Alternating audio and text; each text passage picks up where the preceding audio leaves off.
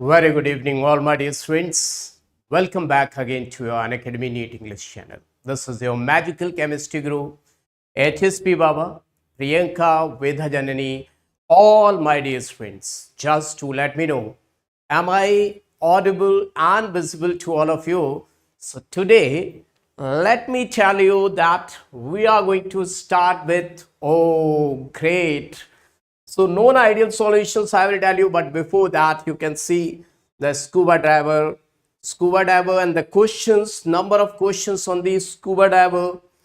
So yeah, these were the pictures which I have shown you that really something is going to be fantastic. But I want to see green signal from the chat section that all my lovely students, am I audible and visible to each and everyone, my dear students? Everyone, do let me know that. Can you hear? Can you see your HSP Baba? I want to see just a second.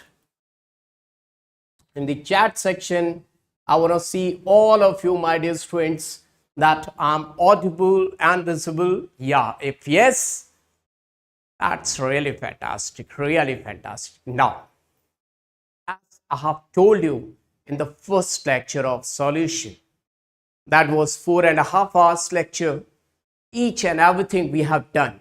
Now, kids, when I talk about non-ideal solution or the ideal solutions, definitely one question will be there in your NEET examination based on whether the solution is ideal, non-ideal, will show positive deviation, negative deviation, minimum boiling azeotrope, maximum boiling azeotrope, each and everything they are going to ask, because all these things holds a hell lot of weightage.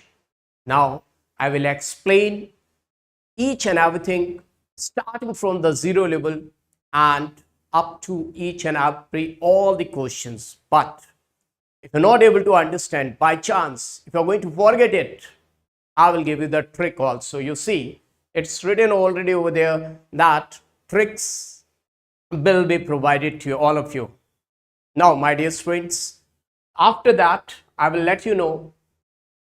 In the previous lecture, I have told you colligative properties. Yes, for ideal solutions. Now, at that time, solute was neither undergoing association nor undergoing dissociation, but this time I will let you know the colligative properties of such type of solutions which either dissociate or associate. For that, Van't factor and Raoult's law versus Dalton's law and Henry's law. These are today's center of attraction. So is everyone ready, kids? Aditi, Priyanka, Buddha Surya, Vidhajanani, Fitness, Mohan Raj, what I can see that yes, very, very good evening. Now kids, let me start. See from what, see the diagrams, the pictures, and this is your HSP Baba. If anyone new to this channel, then subscribe the channel and everyone hit the like buttons. I want to see like. Yes, all the likes should be smashed by you. One student, one like, that is your attendance, and I want to see each and everyone marking the attendance. Yeah, Jagantha, Prabhu, this batch is for class 12th because solution chapter is in class 12th, and that is for you kids. Now, HSP Baba, magical chemistry group. I have been teaching for the last 23 plus years. Now you can say 24 years. Produced number of top 10 ranks along with the mass selection. Now my dear students. Yes, today's lecture, solution chapter part 2. Now, like and subscribe if you're new kids. Now, see, this is scuba diver. You know very well what is there. What can you see over here, kids? What is this? Try to find out what is this. This is the tank. This is the tank, and without this tank, and the gas is filled inside the tank, they cannot survive inside the water. Because of the seawater, something is going to happen, and that is without this tank, it's dangerous. Am I right, kids? Without tank, it is dangerous. Now, question arises, and all the questions I am going to give you from NCERT only, not outside the NCERT. All the questions will be from NCERT. Now, see this tank. The tank used by scuba divers are filled with. This is the question I made for you from the NCERT. It is exactly from the NCERT, and have done a lot of homework, a lot of efforts have been added to all these things to give you full marks. So what's your answer? I, entrepreneur Vedha Janani, saying C. Rest of others, what's your answer? Kids, this is totally NCERT based. I made this question from NCERT only. So I would like to say this is NCERT based. From line to line, NCERT. So it is really going to help you a lot. Everyone, you are supposed to mark the correct answer. Everyone is going for C, and definitely C is the correct answer. Now, question arises, why N2 is added in maximum amount and why helium is also added? Why they are using helium 11.7%? What's the reason behind it? So the answer is N2 is not going to get dissolved that amount in the blood. And helium, you know, solubility is very, very less. You know Henry's law. This is based on Henry's law. If I say Henry's law, so see what Henry's law says. Henry's law says that if you are provided with any gas, and the gas is, let us suppose this is mixture of cold drink, you know very well, mixture, or better to say solution of cold drink, solution of cold drink. Now you know very well which gas is added with pressure to the cold drink. I need your answer. Which gas is being added to the cold drink? Yes, definitely under pressure CO2 gas is added. Now, when you are going to add CO2 with pressure, what do you think? Only pressure is required. Let us suppose there is one girl, Champa. Champa is trying to drink this cold drink, and she has opened the bottle. Now, she left the bottle for, Champa left bottle open for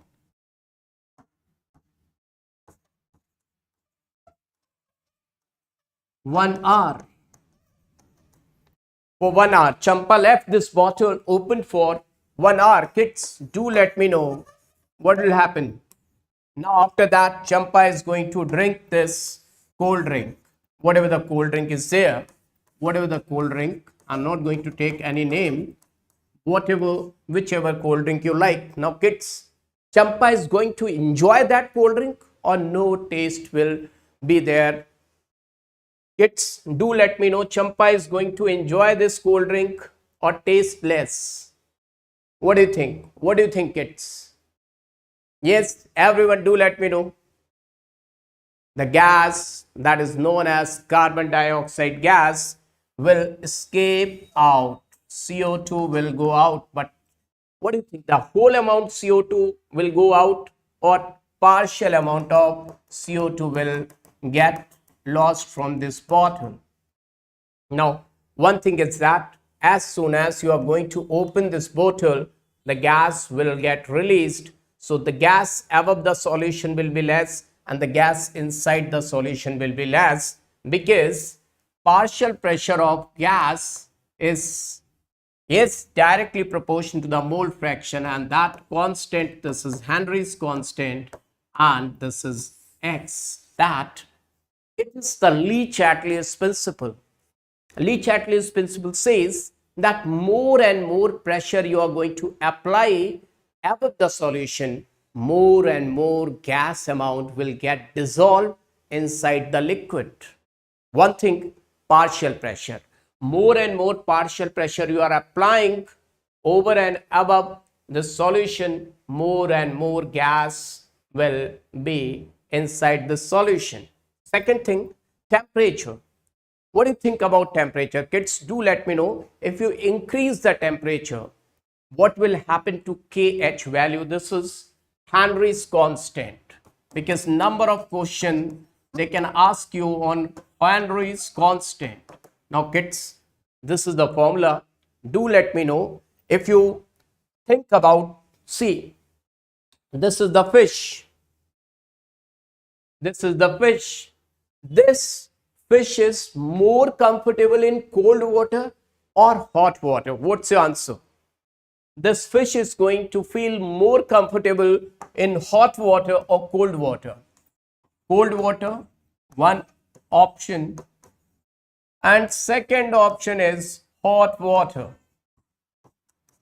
Fish is in need of oxygen. Actually, I am talking about oxygen, because for this fish, oxygen is the most important thing for which this fish is in need of oxygen. Now, the solubility of oxygen will be more in cold water or hot water. This is the question, kids. Everyone do let me know. I'm waiting for your answer. Cold water, very good. So, its solubility will be more in cold water. Very good, students. More soluble in cold water, right? Perfect answer, perfect. More soluble in cold water. Now, if I ask one question, see, the question is, partial pressure is equal to KH, Henry's constant, into mole fraction of that gas in the solution. This is known as partial pressure. Let me write down. Partial pressure P is being the partial pressure of gas. This is Henry's constant, and that X is being mole fraction of gas,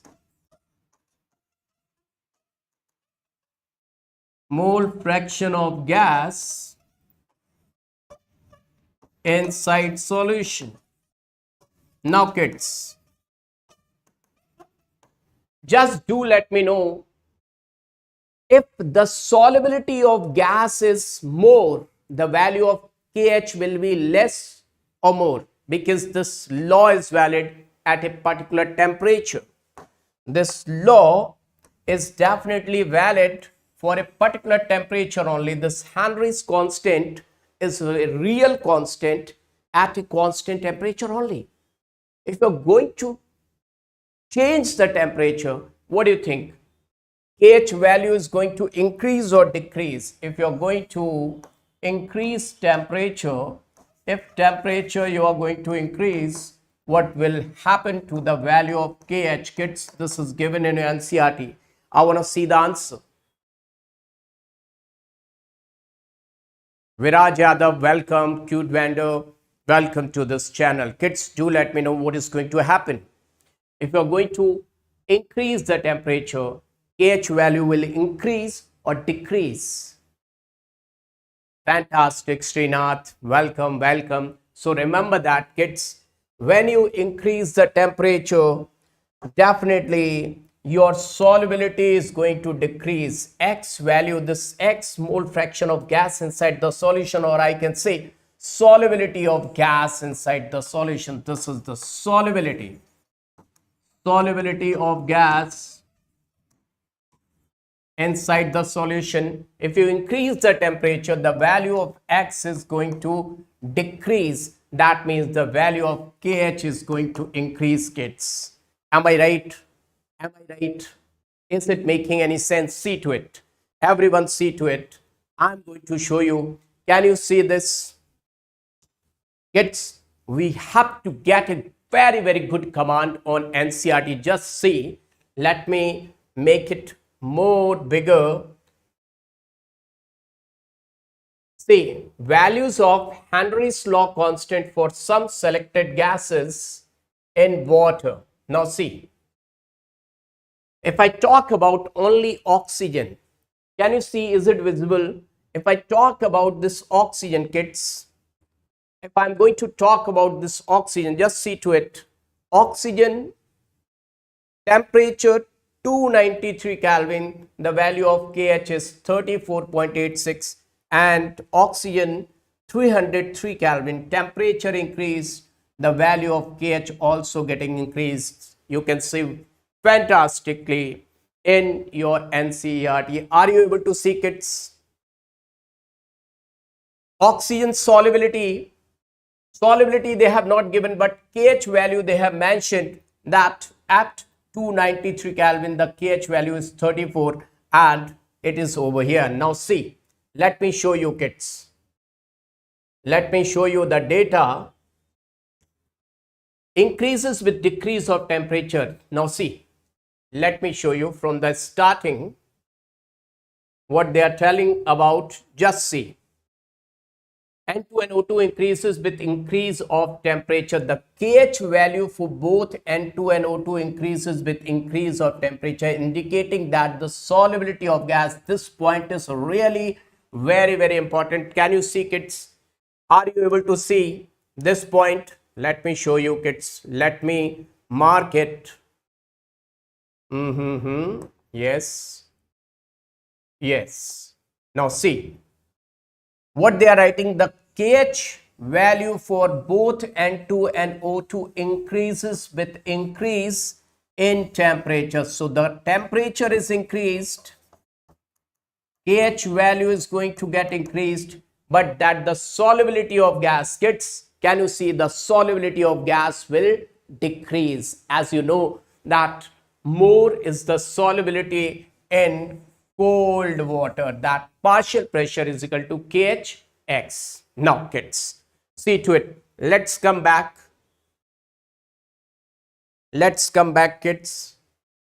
So this point is clear to all of you. I think this is very much clear to all of you. Now kids, everyone see to it. This question, here is another question. Question is, without gases like helium and 2, they will suffer with who? They means scuba diver. They here stands for the scuba diver, kids. They here stands for the scuba diver, and here is gas filled inside it. Now kids, do let me know, without these gases they are going to suffer with which disease? I'm waiting for your answer, kids. Everyone, do let me know what's your answer. Everyone is going for C, bends. Oh, you know very well. I think your bio is really fantastic. Huh? All the answers given by you is exactly correct. Yes, they are going to suffer with bands because the oxygen dissolved inside the body when they are coming to the surface. The oxygen gas will flow with very high speed because as moving up, the pressure is decreasing. Recently, you must have seen the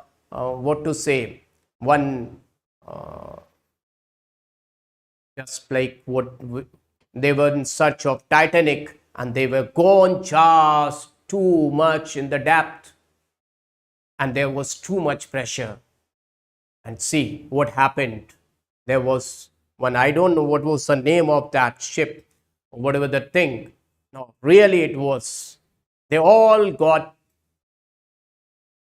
they are not present in this world. Now see, when they are coming back to the surface, the gas will flow with high speed and air bubbles will get formed inside the blood, and there is the bend that is known as bend. Yeah, ocean gates. Yeah, Srinath, that submersible's name was Ocean Gates. So as you go down, the pressure is increasing. Now kids, okay, so we have done this. So we are going to deal with ideal solution, non-ideal solution. First, I am going to tell you hand-raised questions I will give you at the last. So we are going to deal with what?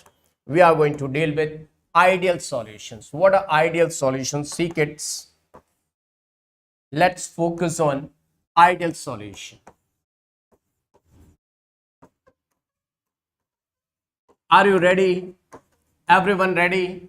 Suppose if I take in one beaker if I take, and second beaker if I take, sir, what you are going to take? Just let us know what you are going to take. Suppose in one beaker I have taken benzene, number of molecules of benzene, and in the second beaker I have taken toluene.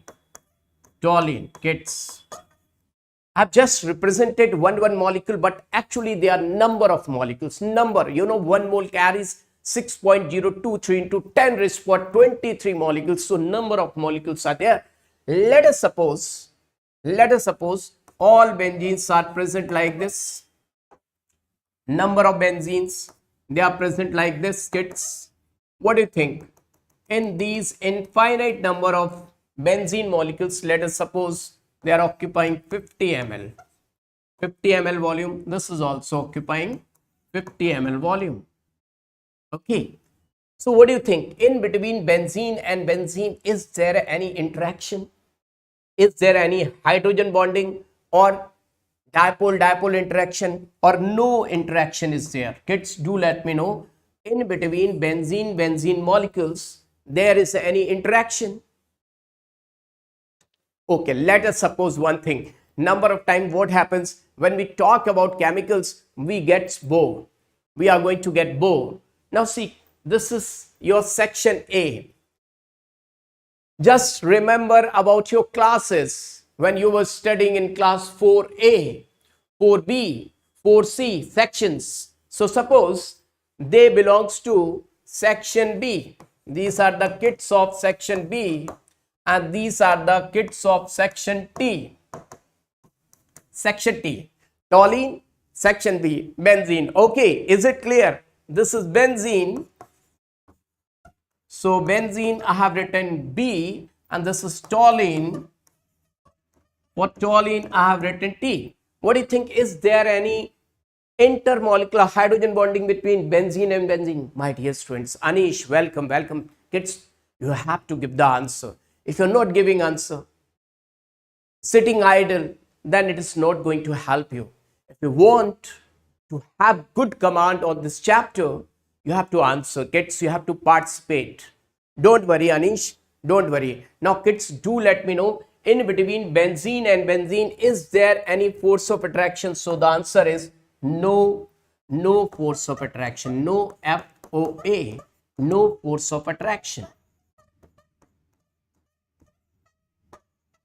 That means these are such type of students, they are not talking to each other. You can consider these are those students, those who are not having any talk during the class. During the class, they don't want to talk to each other. Now, these are the toluene. Same with these kids. No force of attraction, no hydrogen bonding, nothing. No dipole interaction. Now kids, 50 ml, this was occupying 50 ml, this was occupying. What I did, I have taken a big beaker.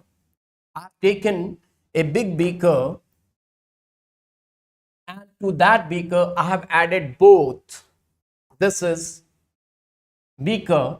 I have added both this molecules, these molecules, we have added to that. So it has gone to this. It has gone to this. Now kids, what do you think? When benzene and toluene, students of section B and students of section T, both are present in the same class. You know, this is known as combined class. Have you have any combined class? Yeah, very good, very good. Kids, section A, section B combined class. Have you ever had such type of class? Combined class. It's like combined class, that section B students and plus section T students. Now what do you think? They will come closer, they will go far away, or they will be at the equal distance as they were studying in their particular classes? Do let me know. Yeah, that was combined class was loud because you were having interaction, force of interaction, because you were never talking with other students of other section, but once you got the combined class, you were planning to discuss each and everything with that class students. Kids, in your time it was happening. The combined class was, you Ramu was talking to Shamu. Oh Shamu, which movie you have seen? Hey Champa, what you have eaten yesterday? It was loud, that's why. But kids, what I'm saying, if the students, they were not talking in their class, when the combined class is there, they are not going to talk with each other. Then what is going to happen? Akanksha saying welcome. So they will remain at equal distance and definitely they will occupy 100 ml because they are not having any interaction. Benzene will not show any interaction with toluene. So definitely on mixing 50 ml and 50 ml, delta V mixing will come out to be 0. Means, what do you mean by 0 kids? That means 50 ml and 50 ml. It's 50 ml, it's 50 ml. I have added, so 50 ml and 50 ml, they will occupy 100 ml volume because neither they are coming close, nor though they are going away. Whatever the distance they were maintaining in their section, the same distance they are maintaining right now also. So delta V mixing should be 0 because 50 ml, 50 ml, they are going to occupy 100 ml only. Kids, are you able to get it?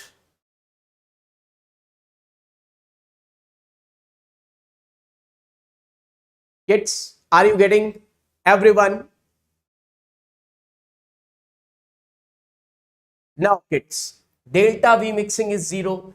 Now whatever the distance they were maintaining earlier, whatever the distance between benzene and benzene they were maintaining earlier, the same distance toluene to toluene were maintaining earlier, the same distance they will maintain right now. Now I have added benzene and toluene together, they are maintaining the same distance. So it is endothermic reaction, exothermic reaction, or neither endo nor exo. Kids, do let me know. They are maintaining the same distance. When they are maintaining the same distance, whether it is going to be endothermic, exothermic, or no change, no change, no change. So delta H mixing is also going to be 0, 0. Now kids, if I talk about Raoult's law, you know Raoult's law. In the previous lecture, I have told you Raoult's law, that whatever the force of attraction they were moving, suppose these are volatile liquids, you know, they will be present in the solution and they will come out of the solution and they will hit the wall of the container. The force acting per unit area because of their vapors known as vapor pressure. Now they are not having any force of attraction. There is no force of attraction. When there is no force of attraction, they will move with the same speed. When somebody is having, oh, somebody, suppose Ramu is moving. And Ramu has seen, oh, ice cream. The one who is selling ice cream, I want to eat ice cream. Then this Ramu will get attracted towards ice cream. Now he's not moving with that speed. Or Champa is moving. Champa has seen, oh, Maggie. Champa is saying, I'm tempting towards Maggie. Now Champa's speed will decrease. But here, neither their speed is getting increased, nor their speed is getting decreased. They will move with the same speed. They will follow Raoult's law over the entire range of temperature. Will follow Raoult's law over the whole composition. But kids, I have added one solution to another solution, so mixing has taken place. What do you think about delta S, change in entropy, kids? Entropy of pure solution is very, very less. But when you are going to add two solutions, mixture will be there, chaos will be there, entropy will get increased. So kids, thank you, Tere naam, thank you. So delta S mixing will not be equal to 0. Entropy will increase. Entropy of the solution will increase. Now everyone is able to understand, kids? Is everyone able to understand, kids? First of all, do let me know. Then I will give you examples of all ideal solutions. First of all, do let me know, kids. Yeah, Anish Kumar, entropy will increase. Everyone, do let me know that. Are you able to understand this thing? Then I will explain known ideal solution, and each and everything you will be able to understand, my dear students. First of all, everyone. Yes. Now see. Here is the question. This is a question asked in IITJEE, AIMS and NEET. What's your answer? Everyone, do let me know. What's your answer over here? I want to see what answer you are going to give, kids.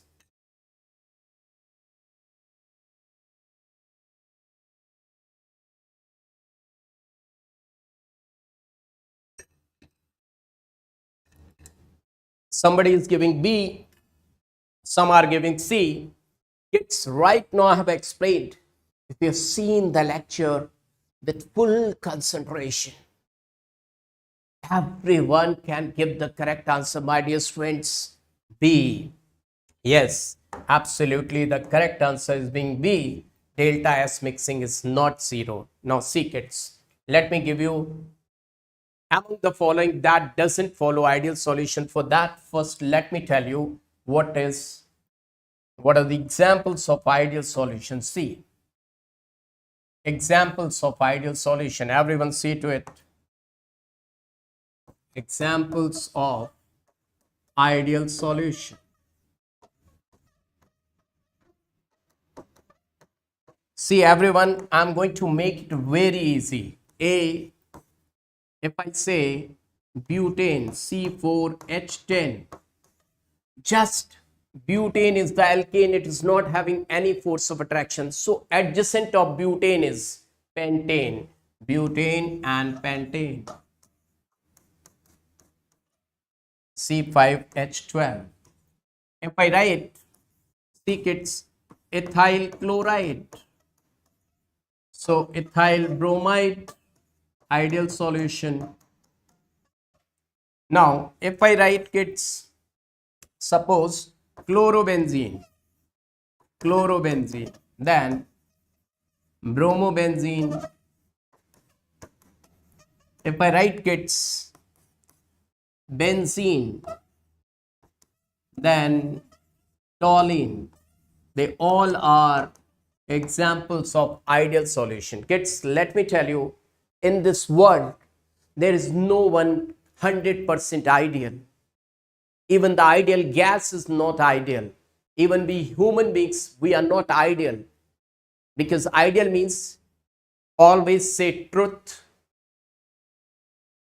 Never say anything which is not true. So, no one is ideal, but yes, they are more likely to be ideal. No solution is 100% ideal. Kids, they are more likely to be ideal. That's why we are considering them to be ideal, more likely to be ideal, more likely to be ideal, kids. Definitely they are not 100% ideal, because it is very rare to find out 100% ideal solution. It's written in your NCERT. It's not 100% ideal. They are more likely to be ideal. Now, kids, what's your answer? This is a question. Number of times it has been asked in your NEET examination. I want to see, kids, what you're going to give. What's your answer?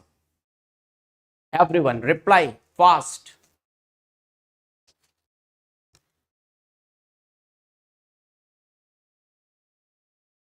Yes, fast, kids, fast. I want to see the answer. Everyone, I'm waiting for your answer.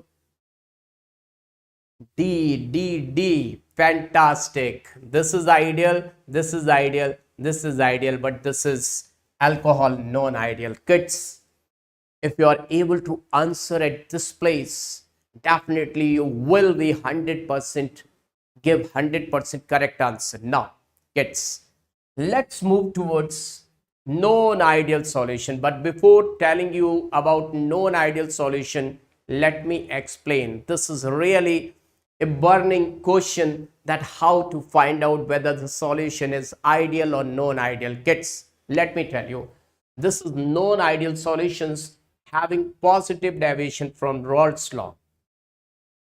I will give you the trick, but before giving trick, let me explain. You want the trick first, or should I explain first? What do you want? First, I should explain, or you want the trick first? Do let me know. So I'm going to explain it first, then I will give you the trick of it. Okay, now see, kids.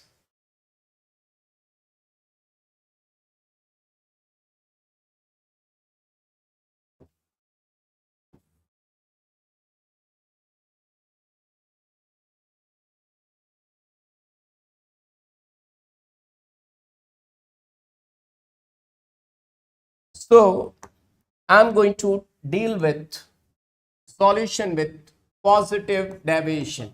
Positive deviation. What is the meaning of positive deviation? Positive deviation. See, kids, suppose if I take one solution over here, another solution over here, 50 ml, 50 ml, but in the solution, if I say I'm taking water, you know, water is bonded with other water molecules through intermolecular hydrogen bonding, HOH. This is being delta negative, delta positive, HOH, delta positive, and this OH, OH. Can you see, kids? Delta positive, delta positive. So it is bonded through delta negative, delta negative, delta negative. So one water molecule is bonded with 4 other water molecules generally. I'm not saying that in all the phases, its phase changes. In ice form, it's 4. In liquid form, it can vary. After 4 degrees Celsius, that can vary, kids. Now, this is water. Suppose if I'm taking 50 ml of water, and here I'm taking, kids, let's suppose anything, what to take along with water. If I'm taking ethyl alcohol, C2H5OH, you must have seen in the movies that most of the heroes, villains, they are adding water to the ethyl alcohol. They are drinking. Drinking is not good. Disclaimer is always there. Smoking and drinking is injurious to health. Smoking kills and drinking is injurious to health. But yes, this is ethyl alcohol, and one ethyl alcohol is bonded like this with another ethyl alcohol through hydrogen bonding. Now, kids, let us suppose this is also 50 ml. So who is closely packed, kids? who is closely packed, who is more hydrogen bonding. One water molecule is bonded with 4 other water molecules, but here ethyl alcohol is like this. This H is bonded with this oxygen and one more. This ethyl alcohol, if I write, it's another molecule like C2H5 and OH. Its hydrogen is bonded with this. One ethyl alcohol is bonded with 2 more ethyl alcohols through hydrogen bonding. Right, kids? Right? Now see, if I am going to mix this A2 molecule, this B2 molecule, and on mixing you can see very clearly, kids, what is going to happen. What is going to happen, kids? Do let me know. That they will occupy more space, 50 ml, they are going to occupy more space or less space. Now see, kids, what is going to happen. The water molecule is like this. In between 2 water molecules, what will be there? The ethyl alcohol will come and it will occupy space, and the water molecule will go away from another water molecules. They will say, oh dear, what has happened? 2 water molecules, they have gone away from each other. They have gone away from each other, as well as they have gone away from alcohol also. They have gone a little bit away from alcohol also. Now kids, one section students, they merged with another section students. Now they are coming closer or they are going away. Do let me know. They are coming closer or they are going away. They are going away. That means here the volume occupied will be, volume mixing will be greater than 100 ml. Greater than 100 ml. Delta V mixing is greater than 100 ml. That means delta V mixing is not equal to 0. It's not equal to 0. So definitely this is non-ideal solution. Are you getting my point, kids? Everyone able to understand now? They have gone far away. So exothermic reaction or endothermic reaction, earlier they were nearer to each other. Now they have gone away. Distance has been increased. So delta H mixing is less than 0 or greater than 0. Do let me know. Once they have gone far away means their friendship got decreased. Now they are not that much stable. That means their energy got increased and they have gone far away. That means exothermic or endothermic, kids?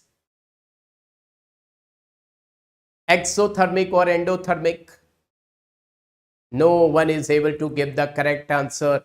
Exothermic or endothermic? In exothermic, delta H will be negative. In endothermic, delta H mixing will be positive. Yes, kids? Yes, endothermic. So delta H mixing is positive, that greater than 0. Delta H mixing is also greater than 0, not equal to 0, greater than 0. Now kids, Raoult's law. I will talk about the Raoult's law in detail. I will explain the graph also. But right now I can say will not follow Raoult's law. Will not follow Raoult's law. Will not follow Raoult's law. And delta S mixing will also be not equal to 0 because entropy will definitely increase. Now kids, this everyone is able to understand. Okay, earlier they were lying close, but on mixing they have gone far away. Let me give you one example. Like suppose kids, it's like this. Suppose there is a class of your class only. Let me talk about students class. Students of class 11th. Students studying for NEET. Studying for NEET. This is coaching class. 50 students. Now,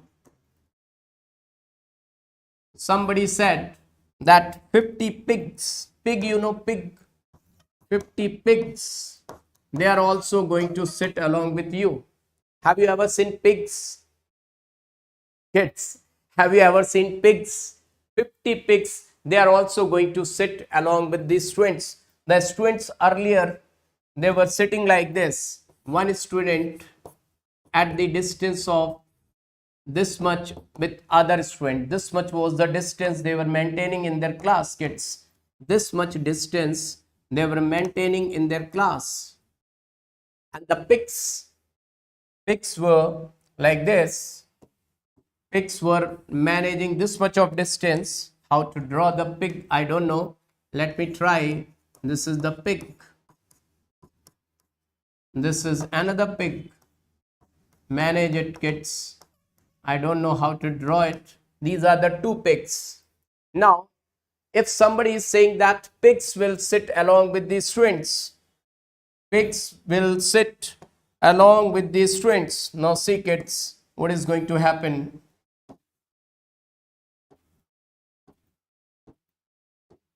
What is going to happen? How much space they will occupy, because one student must be sitting over here, another student must be sitting over here, and the pig must be lying over here, kids. Now see what will happen. They will sit near to the pig, or they will go far away from the pig. This is Ramu, this is Shamu. Ramu and Shamu. This was Ramu, this was Shamu. They were sitting nearest to each other. Ramu and Shamu were sitting nearest to each other. Now Ramu will be here and Shamu will go out of the room. Shamu will try to sit out of the room, but kids, they have gone far away from each other. So force of repulsion increased. Force of repulsion increased and force of attraction decreased. Everyone is able to understand, kids? Force of attraction decreased. Now, when somebody is providing heat, oh yes sir, they are green in color. I have seen, yes. Now my god, now see, kids, if somebody is going to provide heat to this solution, somebody is going to provide heat to this solution, they will easily vaporize or they will take more time.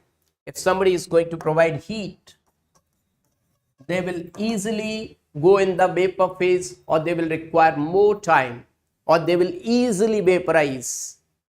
They are going to easily vaporize, or they will take more time to vaporize, kids. Do let me know. Everyone, do let me know.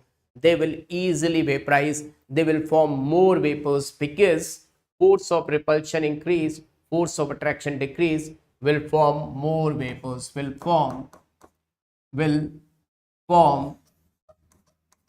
more vapors. More vapors means more vapor pressure. More vapor pressure. More vapor pressure means they will show positive deviation. Positive deviation, how and why? Let me tell you how and why positive deviation. So the graphical representation I'm going to show you, but before that, let me tell you the trick. Yeah, that's why they are going to show positive deviation. See, what do you mean by positive deviation? See, everyone. First of all, let me show you the ideal solutions graph.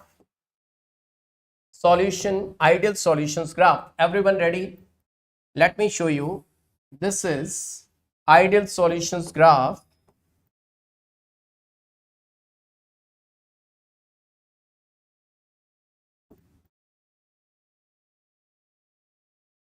On the x-axis, I am taking mole fraction, okay, mole fraction. And on the y-axis, I am taking vapor pressure, okay, kids. Now, suppose if I say, let me make it more proper. Let me rub this line, and let me remove this line also. Let me make it like this. So this is mole fraction line and this is vapor pressure line.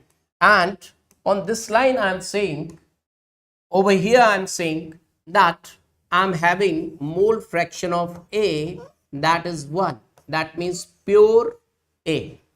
I am having pure A. And let us suppose at this vapor pressure it starts boiling. Its boiling point is this much temperature of pure A. That means mole fraction of B will be, here the mole fraction of B will be, kids, 0. And if I say here I am having XB is equal to 1, that means pure B. So that should be pure B's boiling point over there, but whatever the vapor pressure, when the vapor pressure becomes equal to the atmospheric pressure, at that time the thing starts boiling. Okay, let me say that B's boiling point is this. At this point, vapor pressure becomes equal to the atmospheric pressure.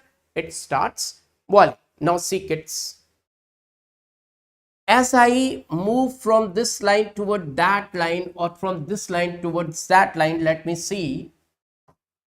Let me take this point C. What do you think? At this point C, A is there, B is there, or mixture of A and B both is there? Kids, do let me know. At point C, I'm not saying right in between, anywhere I can take this point C. At this point C, A is there, B is there. Over there, let me tell you, mole fraction of A was 0. But at the point C, what I'm having?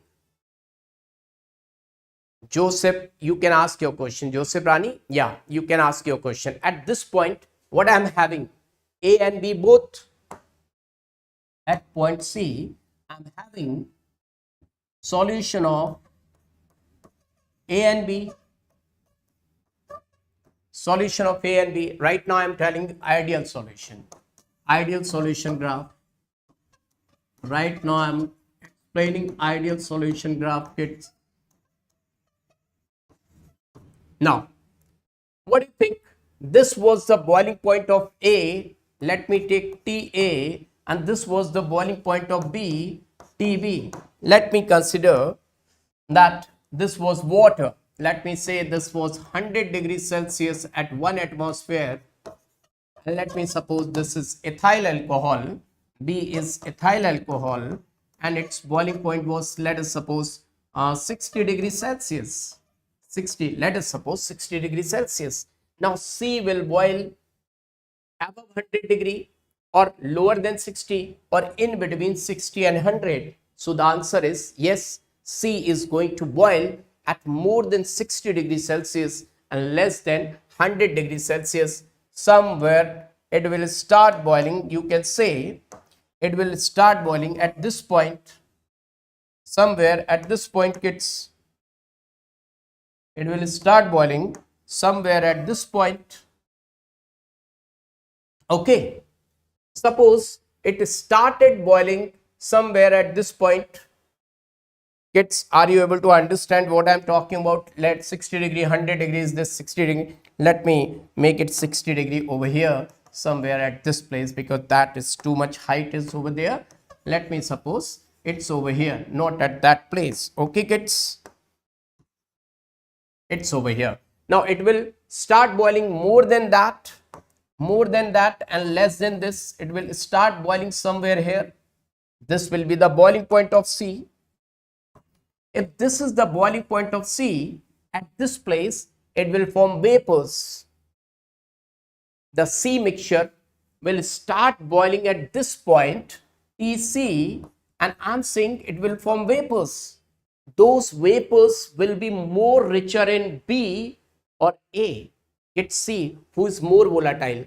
This B is boiling at 60 degrees Celsius only, and that is boiling at 100 degrees Celsius. So definitely this ethyl alcohol is being more volatile. Volatile, you know, volatile means which easily form vapors, which runs fast in the air. Oh, I'm coming, airlift.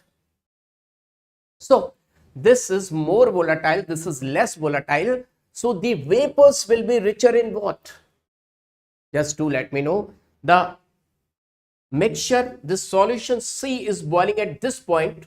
This will form vapors, and vapors must be containing A as well as B, but the vapors will be more richer in B or A, kids. Kids, I'm asking to you that those vapors will be more richer in, A or B. Everyone do answer. I want to see your answer, kids. If you're not able to understand, I will explain it again. B, very good. Shushma, Vedha Janani. Its vapors will be more richer in B. Now see, it has formed vapors. It has formed vapors, and those vapors are richer in B. That means it is its vapors. This point is indicating its vapors. Now kids, let me condense these vapors. Let me condense these vapors. Are you able to understand? Let me condense these vapors. The vapors will become liquid. Now liquid must be containing both A as well as B, but it will be containing more the mole fraction of B. That means its vapors will lie somewhere here. It will lie somewhere here, kids. Are you getting my point? Now, if I boil this, let us suppose, let me call it, I'm going into the in-depth, kids. Not everyone is going to able to understand. I'm telling you, high level means for full marks. Are you able to, are you going to understand it? I'm going to tell you for top 10 rank, top 50 rank. I'm going to into in-depth knowledge. Now, let me call it D. Now, if you're going to heat D, this will boil at Tc or less than Tc. If you're going to heat this D solution, it will boil at Tc or below than Tc. If you are able to understand, it is going to boil at Tc or less than Tc, kids. If you are able to understand, then definitely this solution will boil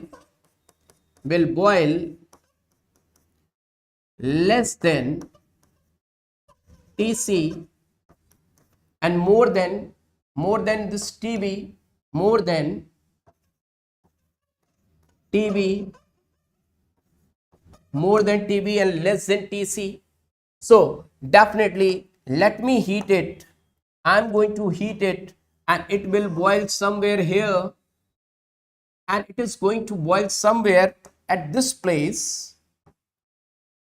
Its vapors will be more richer in B or more richer in A. Definitely its vapors will be more richer in B.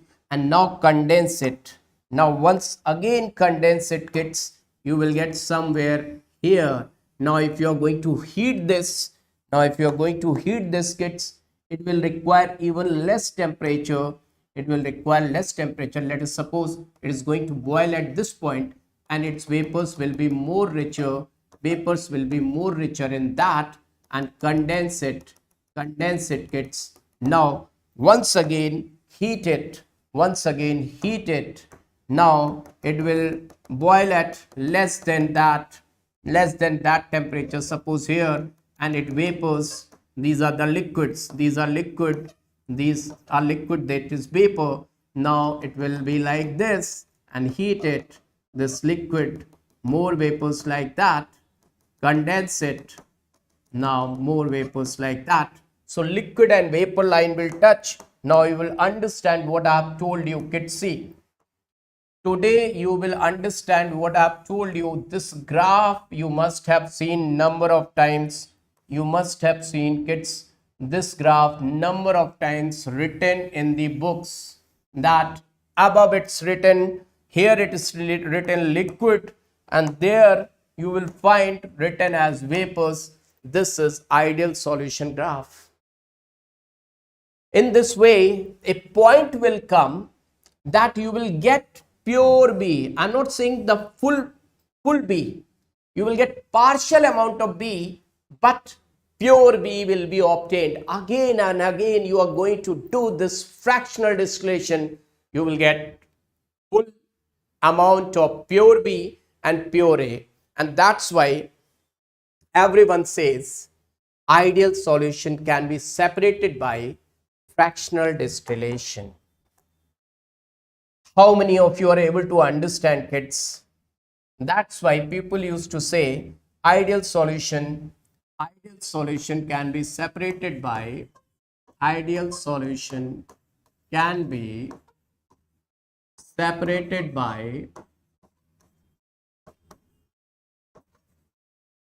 fractional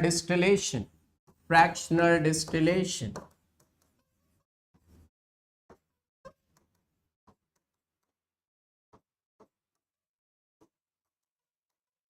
Ideal solution can be separated by fractional distillation, kids. How many of you are able to understand this graph? I don't think anyone is going to explain it. Have in the past years in your school anyone has explained it? I don't know, but kids, how many of you are able to understand it? Do let me know, kids. Do let me know. See, this is the first time I am thinking that you are able to get this graph. This is the graph for ideal solution, kids. Do let me know how many of you are able to understand it.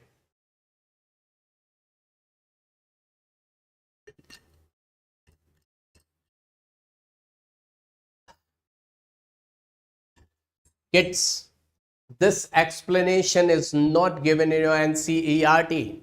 Now, let me give you one more graph for ideal solution, then you will be able to understand each and everything. Now, see, kids, let me give you one more ideal solutions graph. See, if I say,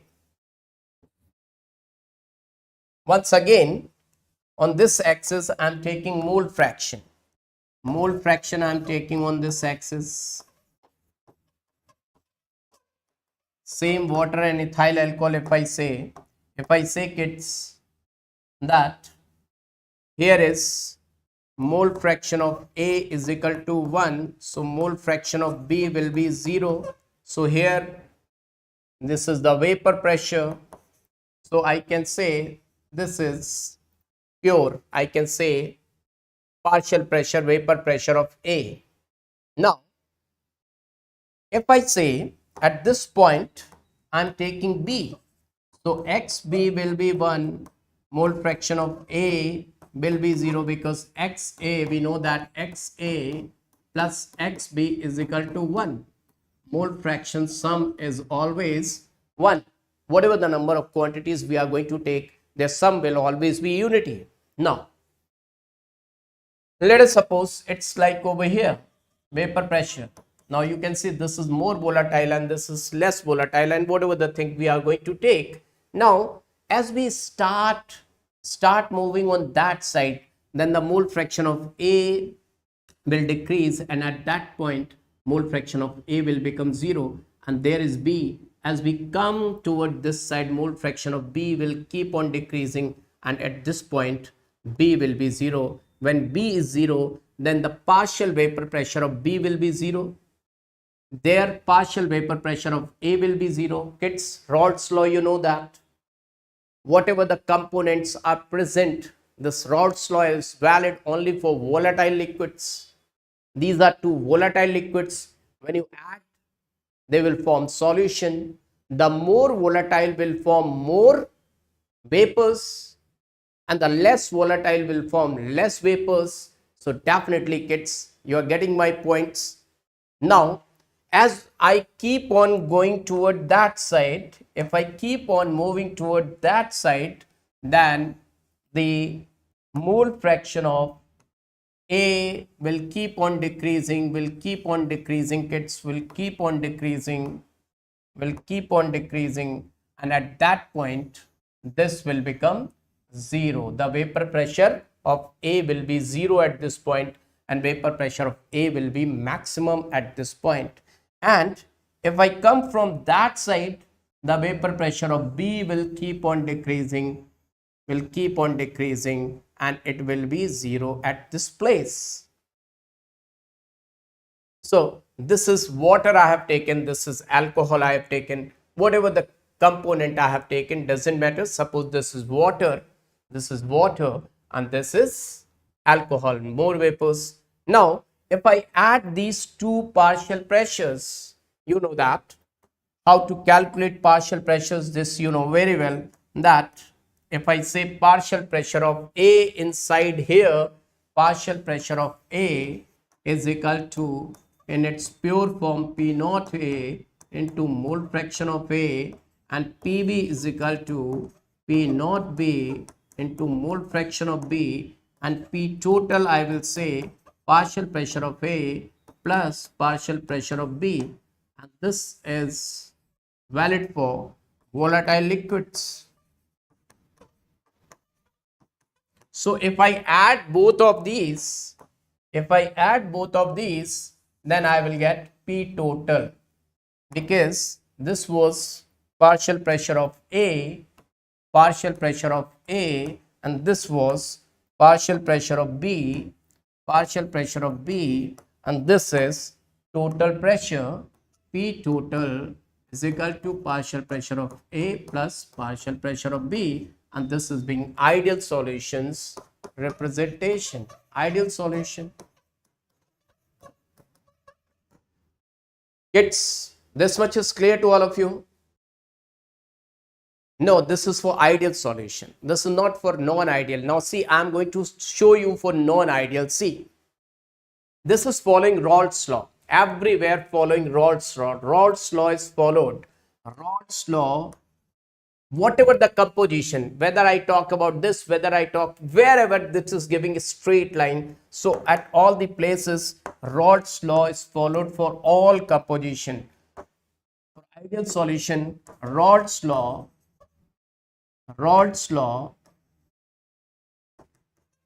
is obeyed for all concentration, because this is straight line, this is giving you straight line. Now, if I show you for non-ideal solution, just see to it, kids, everyone see to it. Now, if I am going to show you for non-ideal solution, just see what is going to happen. Positive deviation, I am going to draw for positive deviation. Just see everyone what is going to happen over here. Then the partial pressure of A, when I have mixed students with pigs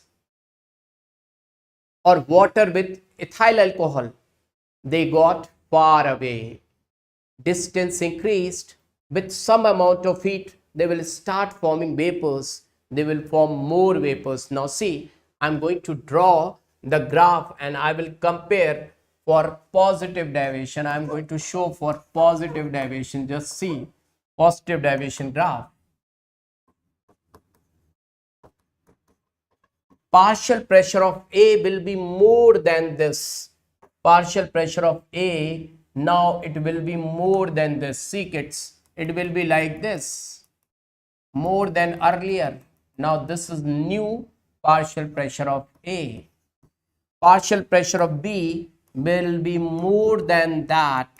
This will be the new partial pressure when I am talking about non-ideal solution, positive deviation. Then the total pressure will be more than earlier. The curly graph, the bent graph, the rectangular hyperbola type graph you are getting, that means now P total will be more than that. So I can say P dash A will be more than P naught A. Now see kids, try to understand. P naught A, now this new one, P dash P dash A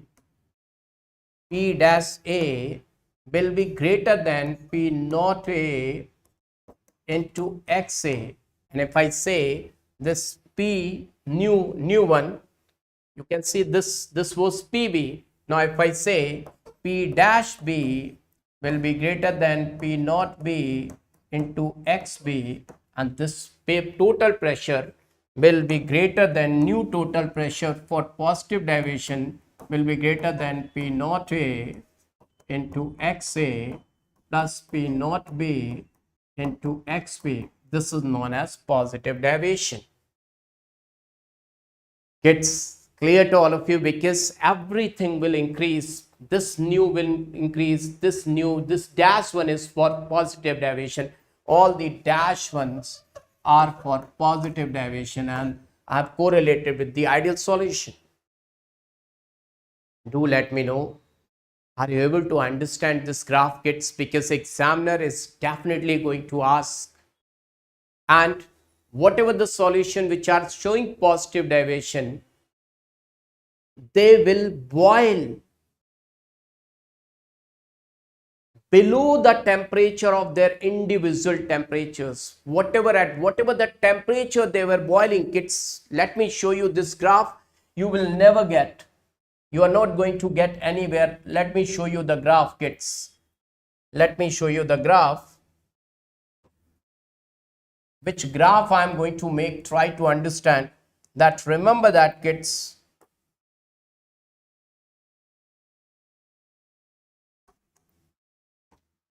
Solutions which shows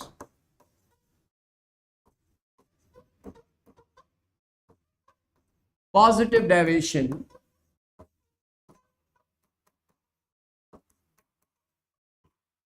will form minimum boiling azeotrope. Remember that, will form minimum boiling azeotropes. This is a question of NEET, AIIMS, JEE.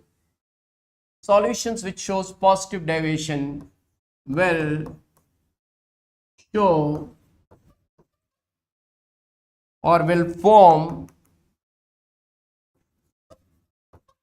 minimum boiling azeotropic solution. Minimum boiling azeotropic solution, or azeotropes,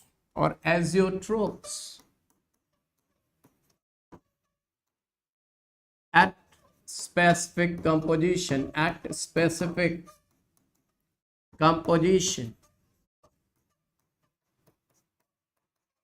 Let me show you, kids. This is the mole fraction line. This graph is missing in NCERT, but examiner will definitely ask you.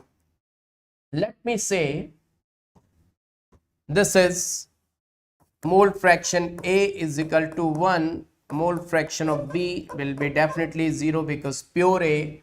And let us suppose this is boiling point of A. A is boiling over here. This is boiling point of A, let us suppose. And if I take B,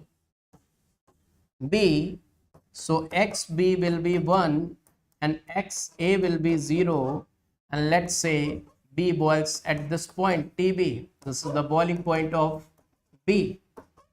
Now, kids, let me take a little bit more above. This is TB. Now, kids, this is boiling over here, that is boiling over there. Let me draw one line so that you can easily understand. This is TA, that is TB. Just to understand it, I've drawn this line. Otherwise, these lines, they are not having any significance. Azeotrope means, azeotrope means the point, the composition of that AB solution of two volatile liquids which cannot be separated by fractional distillation, known ideal solution, when they are going to form azeotropic mixture, we cannot separate by fractional distillation. We can separate them by azeotropic distillation, but non-ideal solution cannot be separated by fractional distillation. How much you distill it, how much you heat it, boil it, both will go together in the solution, just like Jabiru, just like Natu friendship.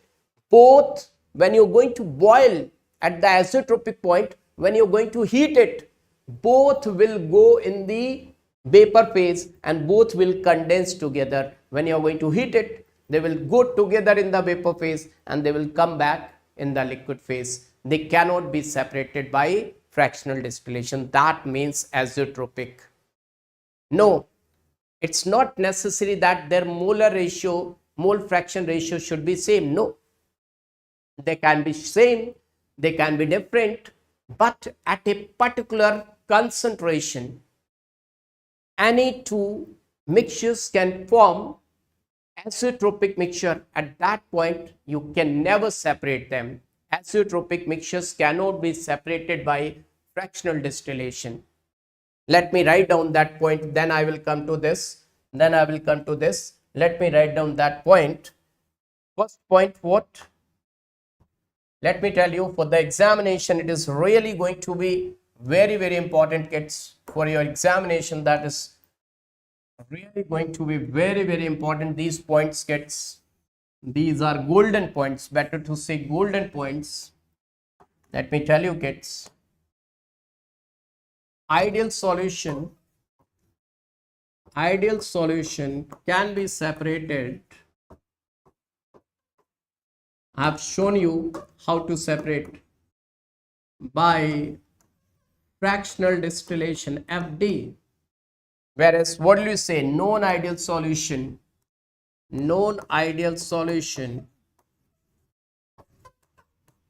can't be separated by fractional distillation, whether that is positive deviation or negative deviation, whatever the deviation, they cannot be separated by. Now, azeotropic mixture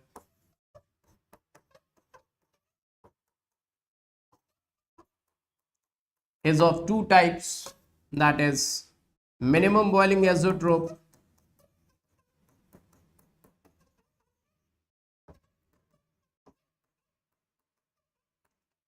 formed by positive deviation,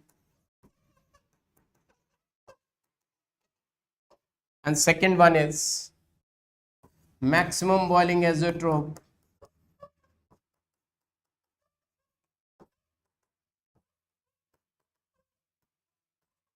formed by negative deviation.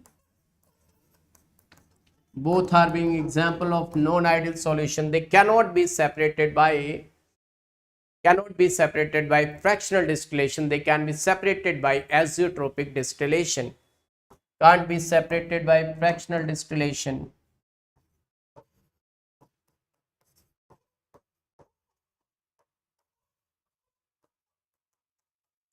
Can only be separated by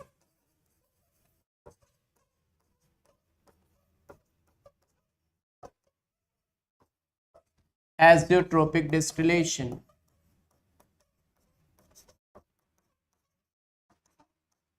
Now, kids, see why. You must be thinking how and why. Just try to understand, kids. Now, just try to understand it. I will give you example. Okay, I will give you example. Now, see, kids, let me take mixture of any mixture. Let me take here C. What do you think? It is in between? No, let me take more that side. Now this C is a mixture of A and B. What do you think? The mole fraction is equal or not equal? It's not equal. It is more nearer to this and far away from this. Now see, I will draw the graphical representation. Now see, kids, this is vapor phase line, then this is its vapor phase line. Let me change the color. Its vapor phase line, and its liquid line and its liquid line. This is azeotropic point. See, this is azeotropic, and see, this was boiling at this point, this was boiling at this point. Now this is positive deviation 1 and this is azeotropic point. It's just try to understand, this is azeotropic. Net all the composition here, no azeotrope, here no azeotrope. At this particular composition there is azeotrope, and it depends on the type of liquid. If you change the mixture, the azeotrope will change, its point will change. If you change the temperature, liquids, their point will get changed. They have particular mixture, particular point that is specific for all this. This is azeotrope. Which type of azeotrope? See, it's boiling below this point. It's boiling below this point. So this is known as minimum boiling azeotrope. Minimum boiling azeotrope.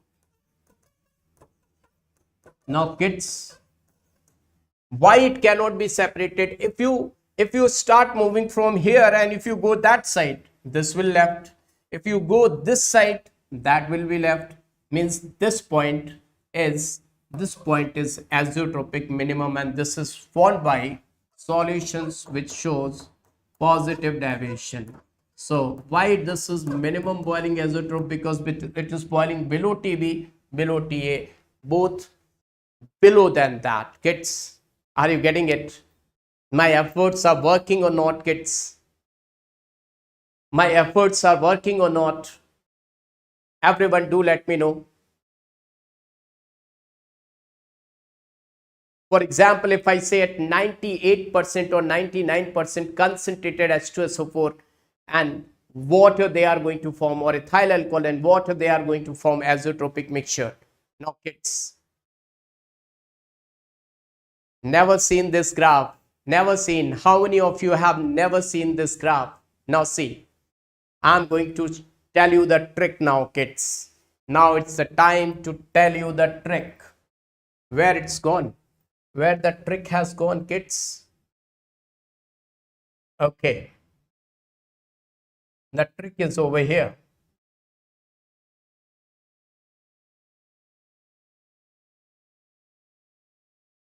Just see. Now, if I say ethyl alcohol water, how to recall in your exam? How many of you are afraid of these positive deviation solution? How to recall them in the examination, kids? How many of you are interested? I've told you, I've explained each and everything, but how many of you are interested in trick? Just do let me know. How many of you are interested in the trick? I'm going to tell you the trick, super awesome trick. Trick by HSP Baba.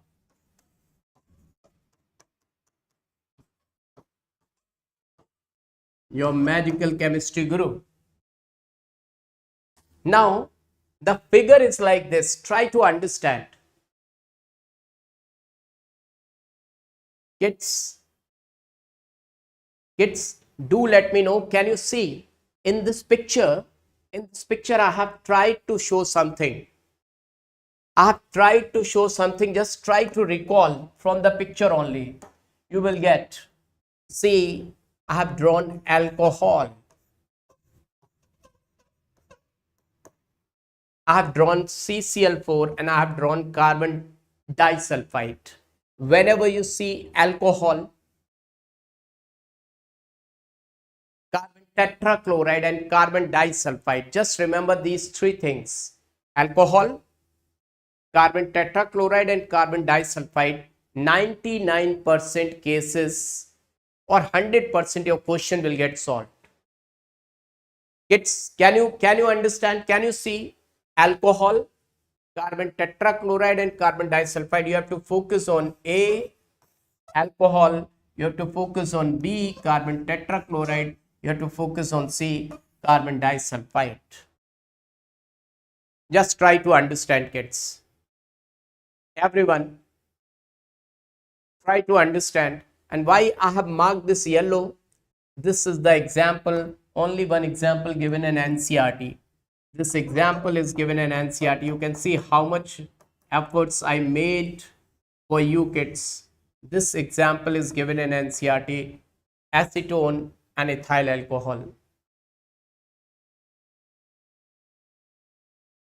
Kids, this is yellow. I marked yellow because this example is given in NCERT, and that's why I marked it yellow. Let me change the color. Now you can see properly, so that you can remember this is the most important example, because whatever is given in NCERT, that is very, very important. Very, very important. See, kids, got it? Now one more thing. Now, one more thing, should I let you know? One more thing, if you want to get more information about it, see, this is polar protic solvent. Water is being polar protic, and this is polar protic. PPS, PPS, PPS, PAS, PPS, NPS, PPS, PPS, PPS, NPS. In this PPS, polar protic solvent, you can dissolve polar protic solvent with polar aprotic solvent. You can dissolve polar protic solvent with non-polar solvent. In all these cases, that is going to show positive deviation. See, if you want to notice non-polar, non-polar, non-polar, non-polar, non-polar, non-polar, non-polar, PAS, non-polar, PAS, PPS, PPS. Are you getting my point, kids? Everyone, are you able to understand? Now, thank you kids. Now I'm going to move towards negative deviation. See to it. Everyone ready for negative deviation? See, I'm going to show you negative deviation one. Are you ready, kids? Everyone ready? Now, if I say this one was positive deviation,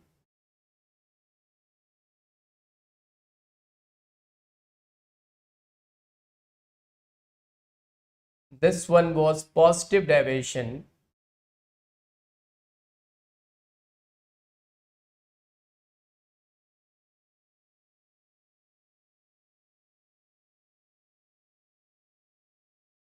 let me bring over here.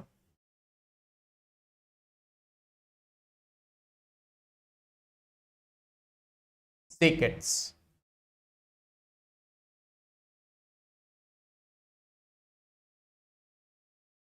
this one was ideal solution, the white one, and this one was ideal. This was non-ideal, positive deviation. Should I make another one, or should I try to explain in this one only, kids? If you are able to understand, I will draw in this one only. What do you say? This one straight line was ideal solution. The above going one was positive deviation. Now negative deviation will go downward side. See, kids, you can easily understand the negative deviation will go downward side. See, kids, it will go like this. This was PA. Now it will go like this, negative deviation. It will go like this, negative deviation means less vapors, and the total pressure will get decrease of negative deviation. If it is like this is the graph. Are you able to understand easily? Are you able to understand? It will go down. It will go down. Or let me draw it with a red pen. Red pen. It will go down. Now you can understand it. Let me make it thicker one. Like this. Now just see. I hope that you are able to recognize it. It will go down. This will also go down. Just see. Now I think color changed, so you can understand it, and this will also go down like this. Now is it clear, kids? Kids, are you able to understand it? This is for negative deviation. The red one is for negative deviation. Red is for negative deviation. Red is negative deviation. And if you're not able to understand, let me draw it. If you are able to understand, it's clear. It's clear. Very good. Now see kids, if I draw negative deviations azeotropic solution, so we'll get it like this.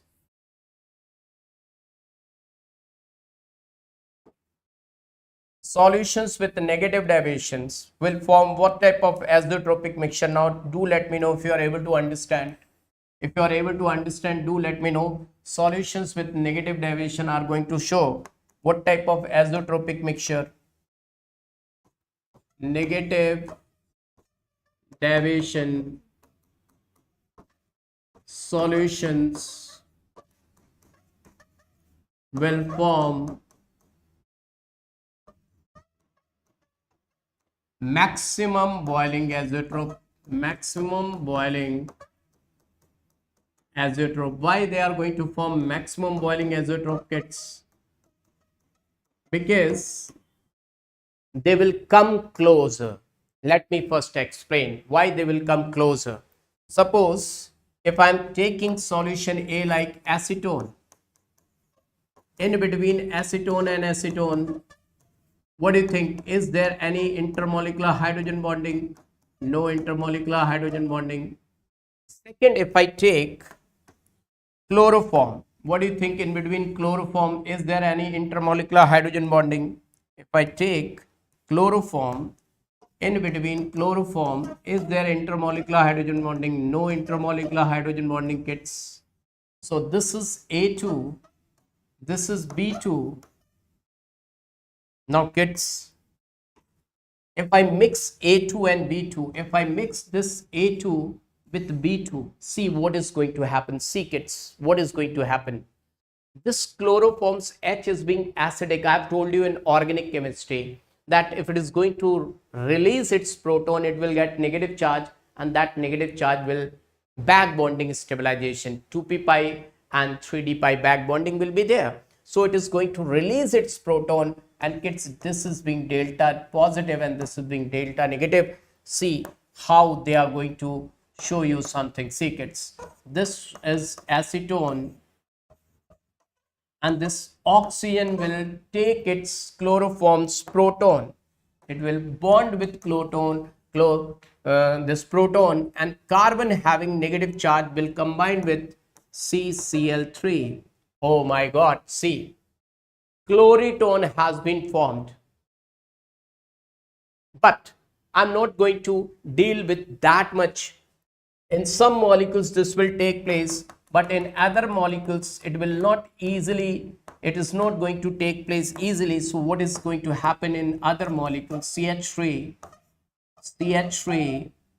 C double bond O negative, positive, because Raoult's law, they are not going to follow Raoult's law because they are chemically, they are reacting. But see, this is like this, and chloroform will be like this, C H, and in between H and this oxygen, what is going to happen kids? See,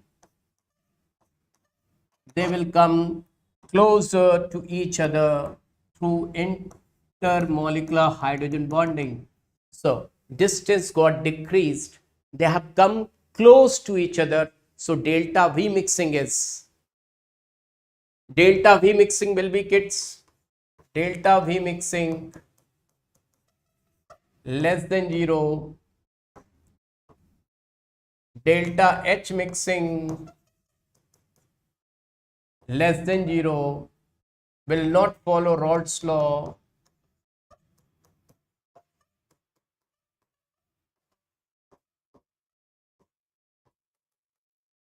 Now kids, delta S mixing will only be positive. This is only going to be positive greater than 0, because entropy will increase and it will form positive. What type of azeotrope? Let me say this is Ta, and here the mole fraction of A is 1, B is 0, and if I say there the mole fraction of B is 1, XB is 1, and XA is going to be 0. So this is T and this is TB. Now see how they are going to show. it will be like this. If I take mixture at this point and it's like this, this is a liquid line, this is vapor line, this is vapor line, this is its liquid line. So see that this is maximum boiling azeotrope. Can you understand? Maximum boiling azeotrope.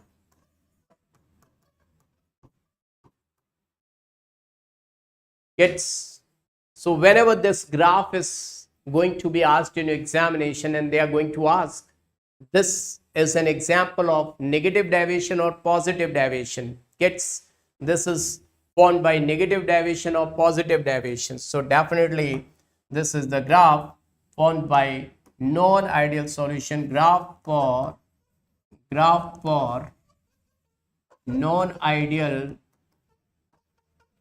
solution, that is negative deviation.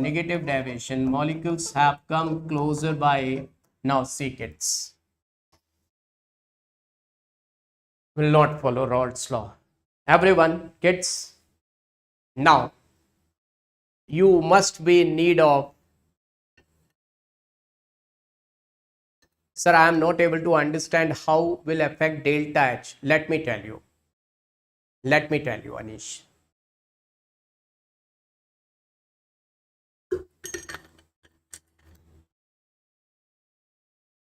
See, Anish, see. Earlier, this is cloud. Have you seen cloud, Anish? Have you seen cloud? Cloudy molecules, water molecules are far away from each other. Far away from each other, right? Far away.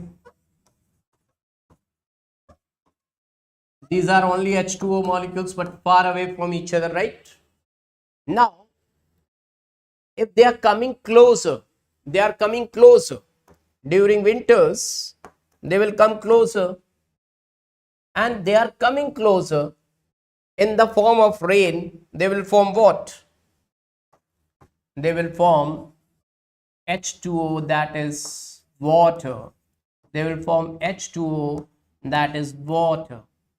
H2O liquid form, their H2O gaseous form. Now kids, from this process A to process B, just to let me know, molecules have come closer. So they have removed their ego problems, their energy. When we do friendship, we have to keep our ego aside. If the one who is always in ego will move separately with much money, but will not come closer to another because they are having much energy. If you want to go closer to anyone, you have to remove your energy. You have to keep it aside. That means they have thrown energy. This is exothermic reaction. Why this is exothermic reaction? Because this is more energetic and this is less energetic. And let us suppose 6 kilojoule of energy they have removed. These are less energetic, and they are being more energetic. These are being more energetic. If I say opposite of it, that if somebody wants to fly from here to Canada, he will take his money, and along with money, because to fly you need money, along with money it will go, means it is taking energy, it is taking energy, endothermic, and that is evolving energy, releasing energy. Now if I say it is going to form snow, the snow molecules are like ice molecules, will be like this. These are least energetic, but most gravity is there. Least energetic H2O, least energetic H2O, least energetic. They are having translative motion, rotational motion, vibrational motion, 7 degrees of freedoms. But these are not having only vibrational. The third eye of ship, solids are like the third eye of ship. They have just vibrational motion, nothing else. Least energetic. Suppose it has released 6 kilojoule. For here, it has to release 94 kilojoule per mole energy. That means this is delta H is negative 94. This negative sign is just indicating nothing released. Negative sign means nothing, means released. So this is having less energy. Now the molecules are coming closer. So exothermic reaction. Got it? Less energy. You got it?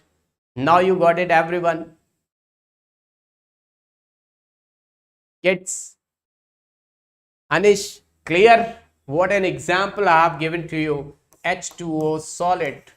All the three forms of H2O I have shown you that how endothermic or exothermic or whatever the thing.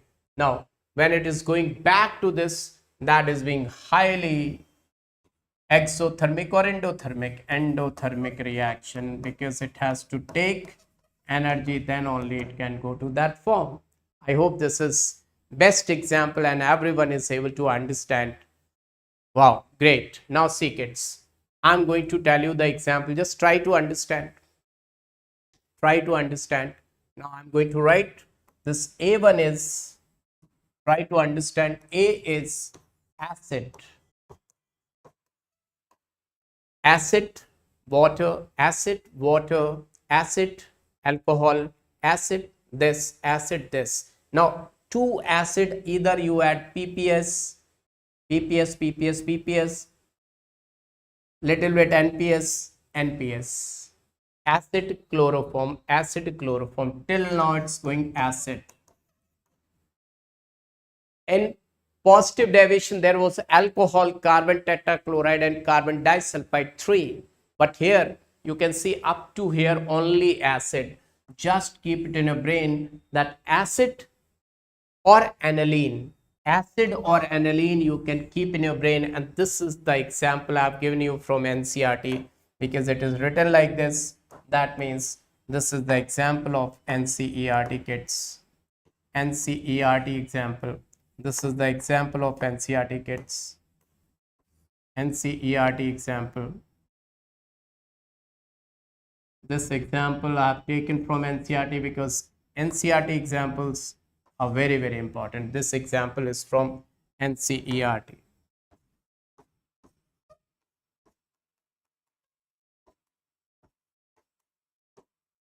It's now, is it easy? Only you have to keep it in your brain, one thing, either acid or aniline. Only one example of aniline is there. Mostly they are acids. Now it's very easy. Alcohol is weak base. Yes, alcohol is very weak base. Now kids, everyone is able to understand. It's easy. This is the HSP Baba's trick. You will not get anywhere. HSP Baba's trick.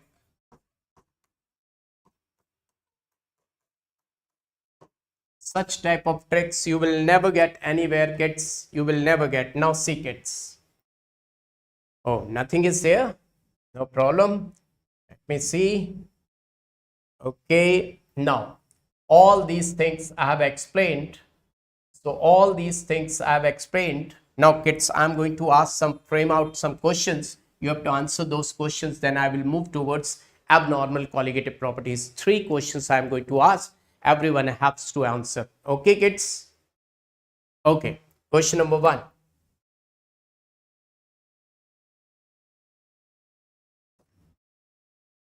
Question number 1.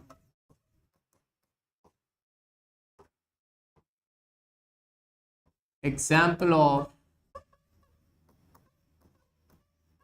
positive deviation.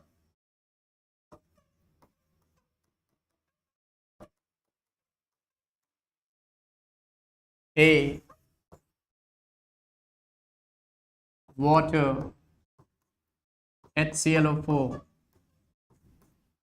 B. Acetic acid plus HNO3, acetic acid plus water. C. Benzene, toluene. D. Ethyl alcohol plus water. What's your answer, kids? Fast, be quick. Yeah, I will teach Namita after this chapter. After solution today, I am going to complete solution. And after the solution, I will continue organic chemistry. Don't worry.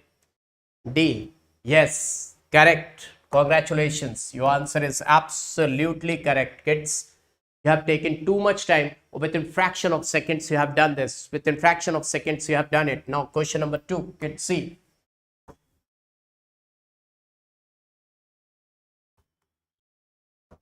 Question is,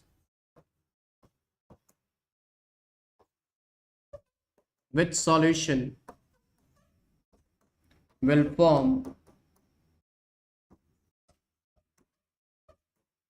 maximum boiling azeotrope?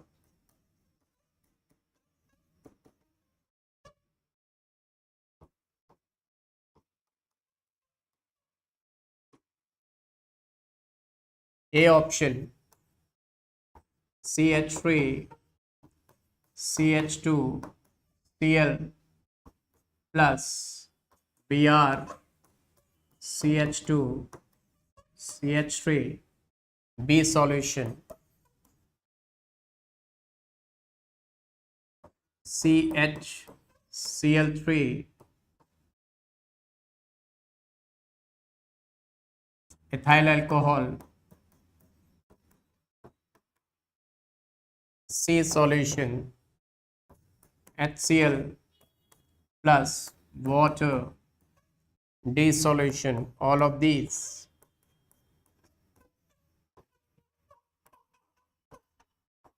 What's your answer, kids? What's your answer?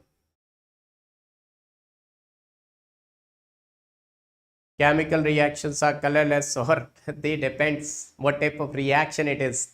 What type of reaction it is. Kids, answer C. Anish, fantastic. Today you're rocking as earlier. Oh my God. Yes, this is the only solution. First one is ideal. First one is ideal, as I have told you. Second one is positive deviation. Non-ideal, positive deviation one. This is negative deviation one, and negative deviation one will show maximum boiling azeotrope. See, kids, how the questions they are framing. Last question, not the last question of this series. Right now, abnormal colligative property. Oh, abnormal. One more question I want to give you, kids. One more question. See, kids.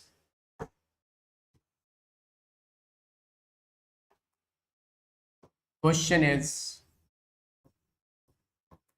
which solution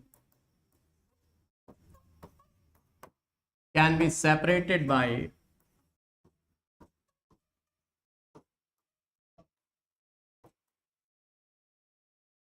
FD? FD means what? Fractional distillation, right? A is ethyl alcohol plus chloroform. B is HNO3 plus water. C is methyl alcohol plus water. D is CH3, CH2, CH2, Br, and iodine, CH2, CH2, CH3. What's your answer? Everyone, do let me know what's your answer. I'm waiting for your answer, kids. T. Oh my God, Priyanka, Vedha Janani, everyone, kids, all rest of others, non-ideal solutions. Can you see non-ideal solutions? Only one is being ideal. These are non-ideal. And this is being ideal. So, how the examiner can ask the questions, all type of questions I have shown you before moving towards this abnormal colligative properties. That day I have told you colligative properties, earlier lecture for the 4.5 hours which I took, I taught over there colligative properties. Now I'm going to tell you abnormal colligative properties. Is everyone ready, kids? Kids, what I can see, 29 students are there, 29, and it's at 29. That means these are dedicated students, all these are dedicated students. So are you ready for non-ideal solution, kids? Just let me take break, no break. Kids, how many of you are in need of break? Do let me know how many of you are in need of break. Okay, for how many minutes you need break? How many minutes break you need, kids? 15 minutes will be okay, or 20 minutes break? What time break you require? 20 minutes or 15 minutes? Okay, I'm giving you the break for 10 minutes break, just 10 minutes. Okay, 10 minutes break, 10 minutes. So 10 minutes break. After 10 minutes break, those who want to see till that time, if you want to see, you can see this memory chart. 10 minutes break. We will meet after what time? But let me write down over here. Otherwise, you won't be able to understand. The other students, they won't be able to understand. So we will meet at, right now its time is 19:55.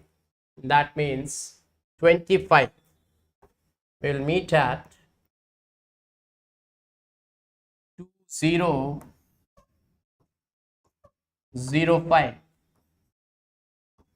So 10 minutes break, just 10 minutes break. Okay, kids?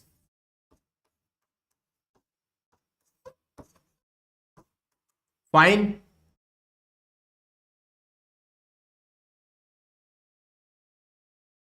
8:05. Yeah. 8:05, that is 20, or you can say it's 8:05. It's okay, kids. Promise, but promise you're not going to sleep. Everyone, you have to come along with one of your more friend. You everyone make a promise, at least one more student you are going to bring along with you.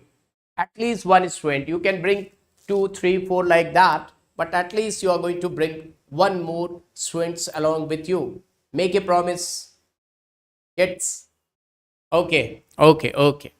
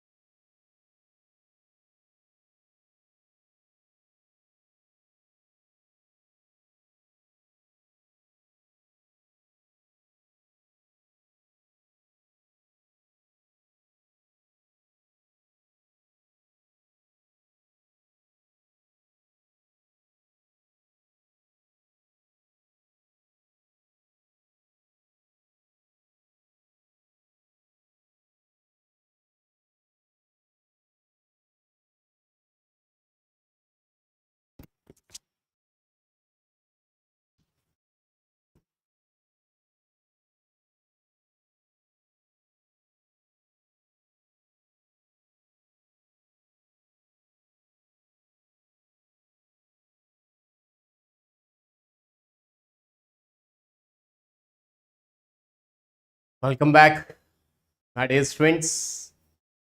Are you back? Oh, great. That's really fantastic. Fantastic. Now, once again, let me know that your HSP Baba. Can you hear your HSP Baba? Am I audible and visible to all of you, all my dear students? Just to let me know. Wow, Garima is there. That's fantastic. Wow, great welcome. Wow, that's really fantastic. Thank you. Thank you. Now, so abnormal colligative properties. So let me tell you over here only. What do we mean by abnormal colligative properties? Just to understand abnormal colligative properties, we should know that what were actual colligative properties. So let me first write down over here about those colligative properties which we have studied earlier. So our CP means colligative properties. Colligative properties were valid are valid first for dilute solutions. Second, solute must be non-volatile. Solute must be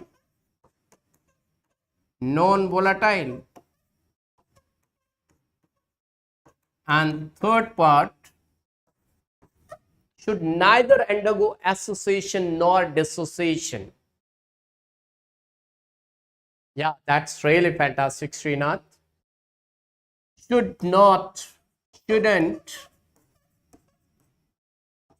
undergo association or dissociation. Shouldn't undergo association or dissociation. This is very, very important point, kids. Association or dissociation means it should not break into particles. So kids, I have given you 4 formulas over there, but if I say abnormal colligative properties, if I talk about abnormal colligative properties, what I will say, kids, see abnormal colligative properties. But let me tell you, there is one point that is known as I factor, that is Van 't Hoff factor. We will multiply all those formulas for non-colligative properties, just like I've told you, P naught minus PS upon PS. Then I will say IXB. I will say IXB. What I will write? I will write P naught dilute solution. So I factor must be multiplied by XB. Delta TB, there I written delta TB is equal to KBM. I will write here delta TB is equal to IKBM. There I have written delta TF, depression in freezing point, was equal to KFM. Here I will write IKFM. Now, pi, there was CRT, ICRT, CST or ICST. Now kids, in abnormal colligative properties, you can see I factor is there. What do you mean by I? India or something else? Thank you, Bala. Thank you. Now kids, what do you mean by I? Something is there extra, that is I, and we have to understand this I. Without knowing this I, we cannot understand abnormal colligative property. If I say here for normal colligative properties, I was equal to 1. But for abnormal colligative properties, if I say, then the value of I is not equal to 1. It should be either greater than 1 or less than 1, but not equal to 1. And what I can see, this is really fantastic to see you all, kids. Now see, kids, everyone, what is this I? We are interested in this I. So I is known as where we are here. So I is known as Van Hoff factor. What is I, kids? Meaning of I is Van Hoff factor. Are you ready for it, kids? Everyone, do let me know. Are you ready for it? For understanding Van Hoff factor, is everyone ready, kids?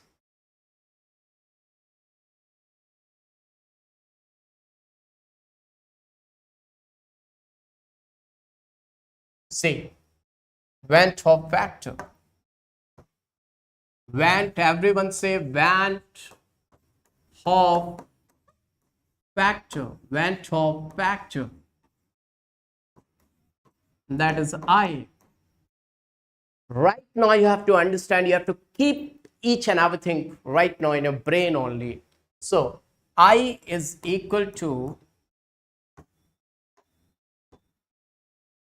oh, I is equal to normal molecular mass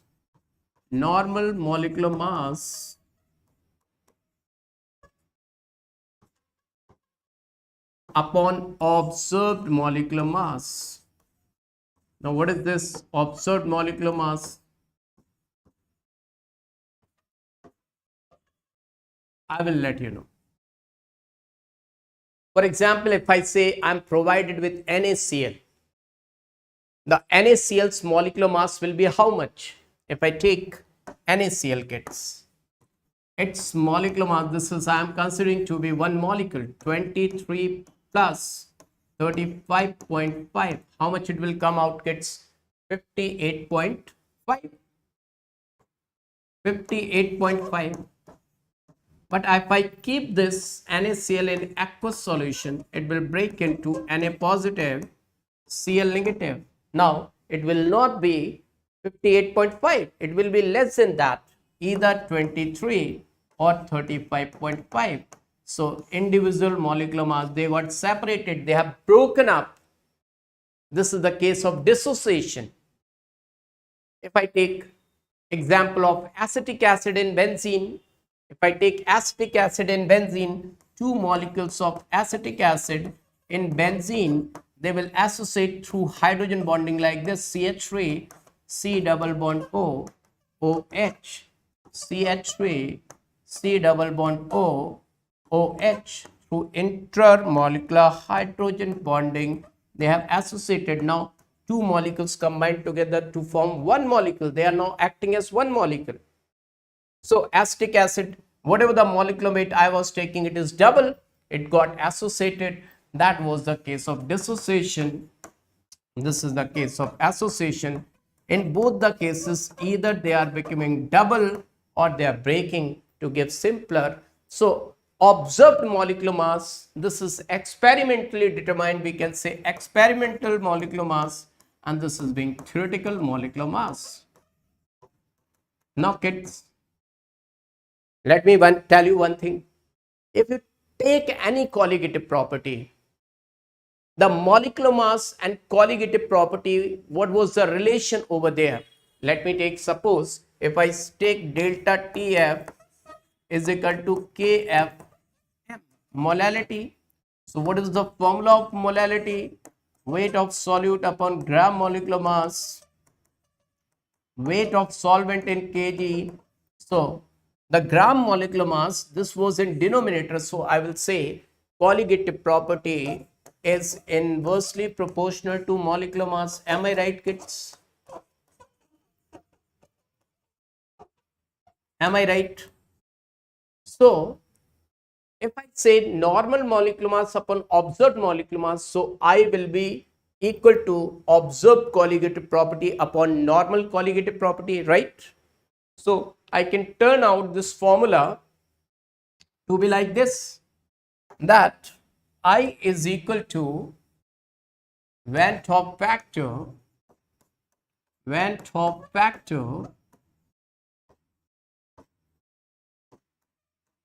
I is equal to observed colligative property upon normal colligative property, isn't it, kids?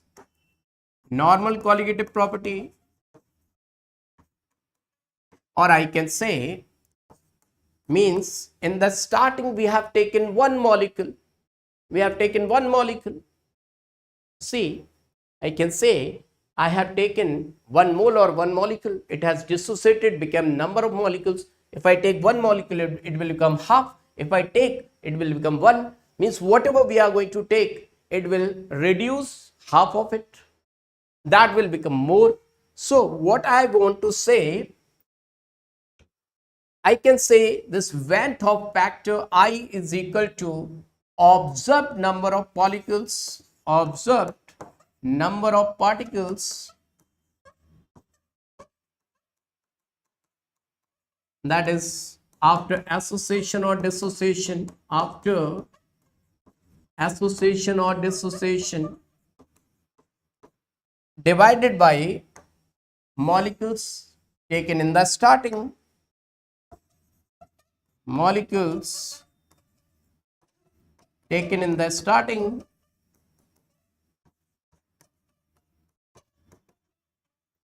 so kids, we are going to find out I for dissociation and I for association, and then we will do questions based on that. Kids, everyone ready? Do let me know, everyone ready? First, I am going to deal with I for dissociation. Now see, I for dissociation, just try to find out Van 't Hoff factor, Van 't Hoff factor, that is I for dissociation.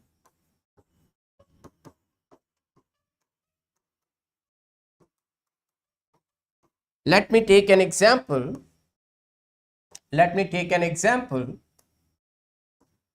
AX, everyone you have to support me. AX, BY. I don't know anything how to break it. I'm supposed to break it. So kids, how to break it? X atoms of A, just help me. X atoms of A, and the charge on A will be this much. Y plus, let us suppose cation and anion. We are supposed to write cation and anion like this, plus Y atoms of B, charge is X negative. Clear? It's any salt like NaCl 11, BaCl2, I will let you know, AlCl3, Al2SO4 whole thrice. If I take example like this, it will break like this only. Let me show you. Let me show you, kids. Let me show you. Let me take example of it. Let me take one example of it. Just see to it, everyone. If I say, if I write Al2SO4 whole thrice, Al2SO4 whole thrice, just try to understand. How will I'm going to break twice of aluminium, how much? 3 plus thrice of SO4, and 2 minus. Is it okay, kids? Is it making sense? Now, if I take another example, if you're not able to understand, if I take CaCl2, what I will write? 1 atom of calcium. So 1 atom of calcium, 2 plus 2 atoms of Cl, 1 negative. Now I hope that everyone is able to understand how the salt is going to dissociate.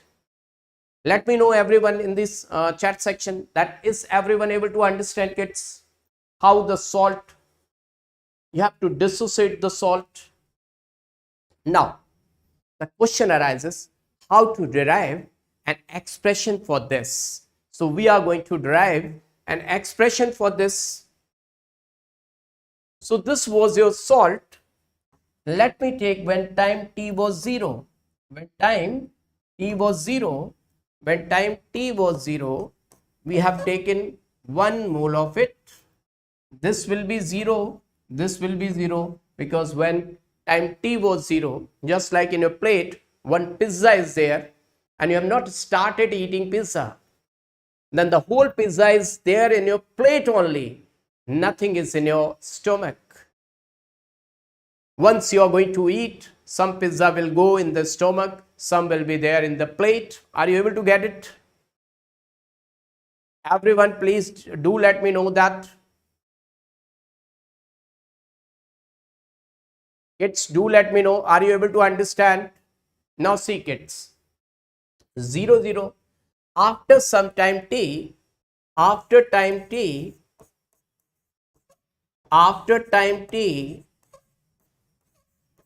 let us suppose that 1 minus alpha is remaining. Alpha is degree of dissociation. You know alpha? Everyone, alpha means number of particles dissociated and number of molecules taken per one molecule. We have to see. Now see, this will be x times alpha and that will be y times alpha. These are the number of particles after dissociation. So can we find out, can we write expression for it? Just see, I'm trying to write down I for it. I is equal to number of particles after dissociation. So the number of particles after dissociation and number of particles you have taken in the starting, number of particles taken. So 1 minus alpha plus x times alpha, y times alpha upon 1 we can write or we can ignore it. So overall we are getting 1 minus alpha plus x alpha plus y alpha. And see everyone, let me tell you kids. So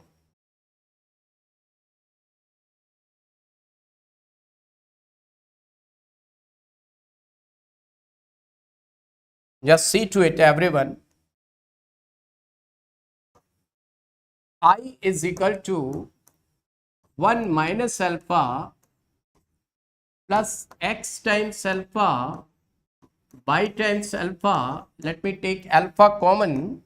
So it will remain 1 minus alpha x plus y alpha. Let us suppose x plus y is equal to n. So this derivation will change out to be I is equal to 1 minus alpha plus, this is alpha,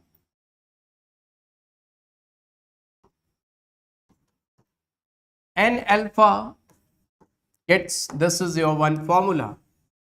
Everyone, are you able to understand? I is equal to 1 minus n alpha plus n times alpha. If anyone is going to ask about what should be the value of alpha, now how to calculate alpha? See kids, if I want to find out alpha, how to find out alpha, just see to it everyone, that n alpha is equal to I minus 1 plus alpha. Is it okay or wrong? It's wrong.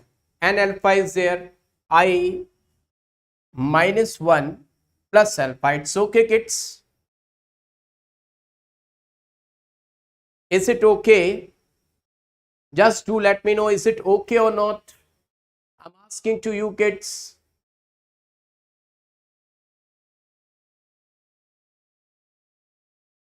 Everyone, do let me know kids. This is right or wrong?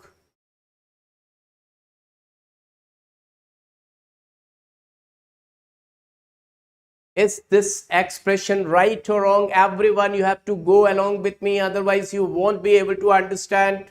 Everyone, do let me know. This is right or wrong?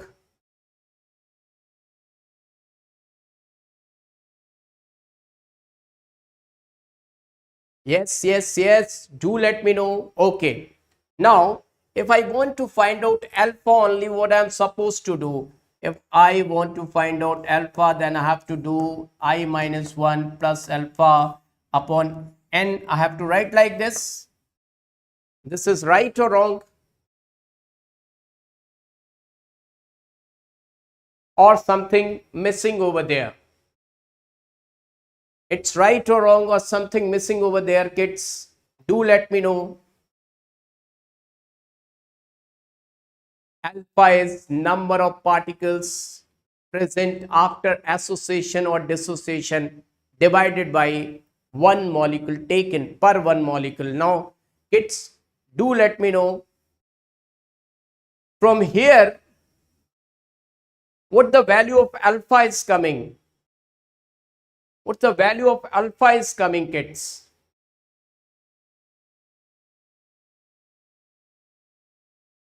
Or we could have done it in another way. See, we can do it like this also. See, alpha is there, alpha is there. I can take alpha as common from here. If I take alpha common from here, I is equal to what I will get. Alpha to be common, I can write it like this, n alpha plus 1 minus alpha. I can write it like this. And if I've taken alpha to be common, so alpha here is n, and there is what? Can I take alpha? I cannot take alpha because this is 1 minus alpha. So I can take only this much from here. See, kids, n alpha and minus alpha, and this 1 can go over here, I minus 1. Then what I will get?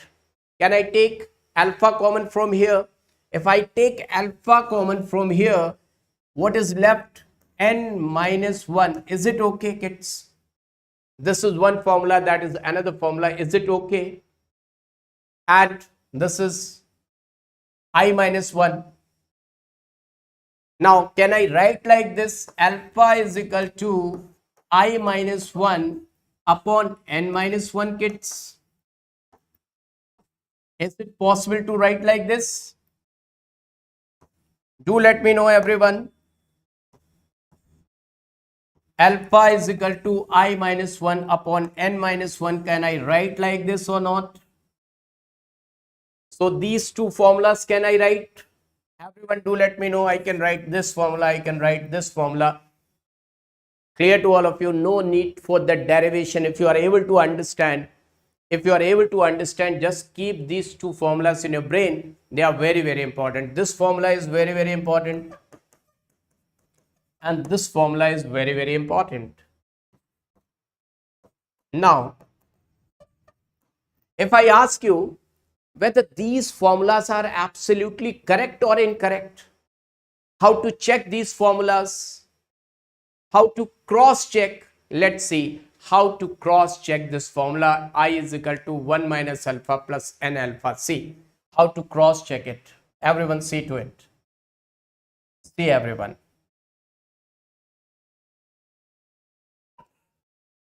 Everyone try to understand how to cross check it.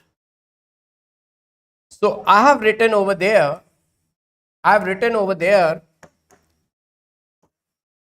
alpha is, no, I is equal to 1 minus alpha plus n alpha. Now if I take, let us take strong electrolyte,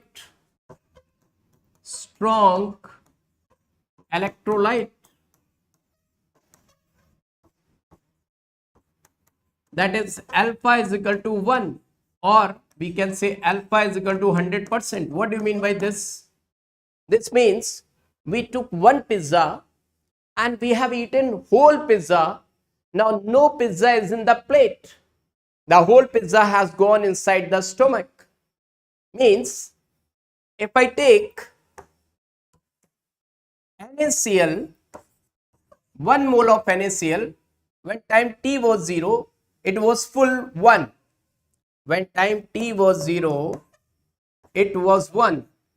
But after time t, it has broken down into Na positive Cl negative. Now this has become 0. 1 minus 1. 1 minus 1, the whole dissociated 100%, that is alpha is equal to 1. The whole amount of it has gone broken at time t. At time t, it is not left. Now this was 0, 0. Now this is 1, this is 1. So what is the value of I? Let me apply this formula. On applying this formula, you can see the value of I is equal to, right now we can see it is coming 2 particles. From what I have told you, number of particles after association, dissociation, number of particles you have taken. So 2 upon 1, it's coming 2. This we can see manually. We can see manually, but if we want to see with the formula check, if we want to check this formula, let's see whether it is working or not. I minus alpha means I is equal to 1 minus 1 n times alpha. What is n? N is this 1 plus 1, number of particles, sum of number of particles, sum of number of particles, that is n. And so 2 into 1, 1 minus 1, 0, 2 into 1, so it is coming out 2. Hence formula is checked.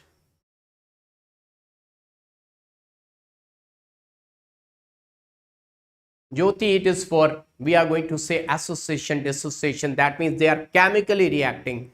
Gases, you know, that ideal gases, they do not react. They do not, their intermolecular force of attraction, we are taking to is 0. So we are right now talking about chemicals which are breaking or associating, means forming ions or bond formation. Now kids, only with one formula we cannot say what is alpha. Let me give you one more example. Let me give you one more example, then only you are going to understand what I am talking about. See kids, let me give you one more example. Just see.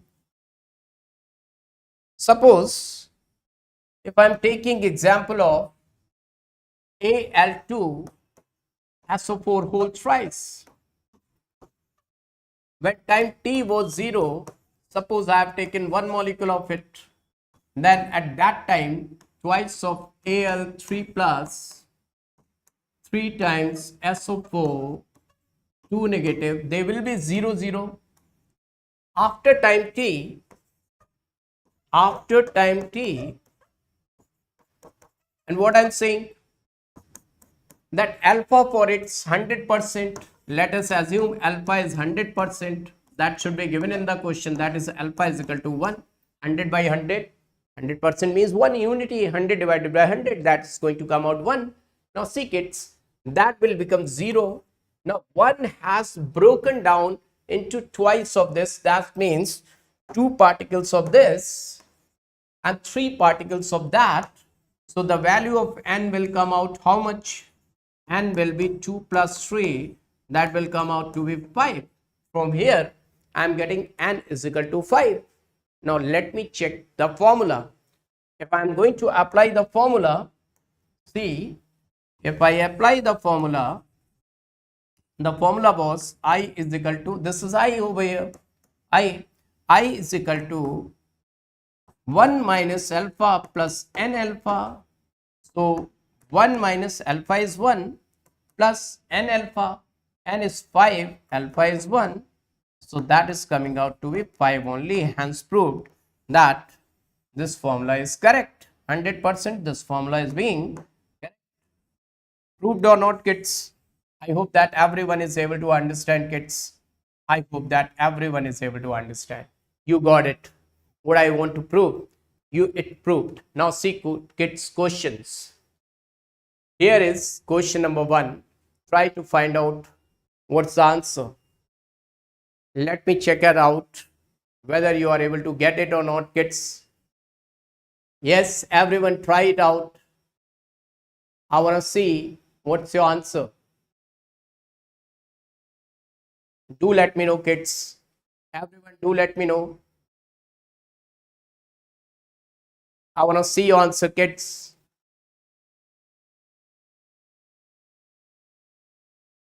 Yes, yes, fast, kids. What's your answer? D. Fantastic. Your answer is 100% correct, kids. Really, you're rocking. You're rocking. D is correct. So, let me give you another question. Yes. For strong electrolyte, if alpha is equal to 1, then value of I for NaCl, K2Cl, K2SO4 respectively. Let me check it out. What answer you are going to get?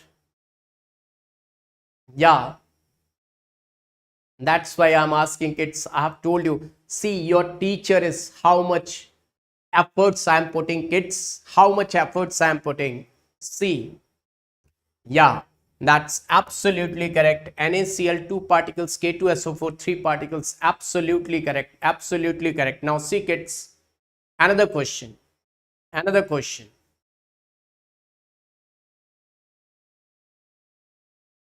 Next question. I'm waiting for your answer, kids. Everyone, do let me know what's your answer for this question. Whether you are going to get the correct answer or incorrect answer for this. Let me check it out. Fast, quick. B. Srinath is saying B. So let me check it out. Whether B or any other answer is going to give you. Let me check it out. What answer? Everyone. Loyal man is also going for B.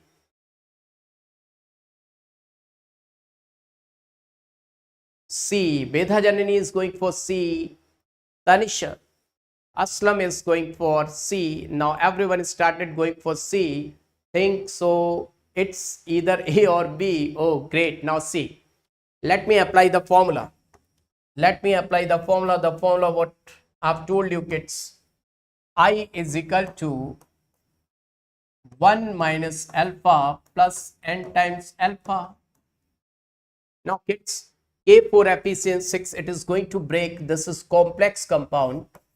And complex compounds will break like this 4 times K positive, and this will not break because it is inside the coordination sphere. Cn6, 4 negative. So N is equal to how much? 4 plus 1, that is equal to 5. Now let me apply in the formula 1 minus alpha. 1 minus alpha is 50%. 50% means 50 upon 100. 50 upon 100 means what? 0.5. 0.5, can I write 0.5 plus, this is plus, this is being plus, n alpha, n is 5, 5 into 0.5. Now this is maths. Can we do it? Can we solve it? 1 minus 0.5, can I write 0.5? 1 minus 0.5 is 0.5, can I write 0.5 plus 5, 5 ja 25, 2.5, can I write 2.5? Now 2.5 plus 0.5, how much? Can you add it? 2.5 plus 5, how to do it? 2.50, 0.50, 0 plus 0, 0, 5 plus 5, 10, 1, and 2 plus 1, 3. Oh, 3.1? What is this? What is this? It's 0. It's 0. 5 plus 5, carry 1, 0. So 3. Kids, are you able to do it? It's coming out 3 or not? It's coming out 3 or not, kids? So it was simple question, but some of you got it, some of you missed it, some of you missed it. Yeah, there is trick, Loyalman. See how to count N. Just break it into ions. AlCl3, 1 aluminium, 3 Cl. Let me tell you the trick. If you want trick, let me show you the trick. See, kids, those who want to know the trick, Let me give you a trick. See, trick for calculating n. Trick for n calculation. See, Cl3, how much? 4. N value is 4. Now if I write CaCl2, 1 plus 2, 3. If I write Al2SO4 whole thrice, 2 plus 3, 5. Got it? NaCl, 1 plus 1, 2. Barium sulfate, 1 plus 1, 2. Loyal man, got it? Are you able to understand, loyal man? Got it? I have always the trick because I have too much knowledge. Your Baba is having 24 years of teaching experience. Reduce number of ranks in this way only. You just ask me, sir, do you have any trick? Baba HSP will give you trick immediately. Your Baba HSP is always ready to give you trick. It's now see association. We are moving towards association, abnormal colligative property, association of solute. Now let me take one example. Let us suppose if I am taking n moles of A and after association they have become AN. So what is this? I am unable to understand. So how you are writing, I am unable to understand. See, let me tell you.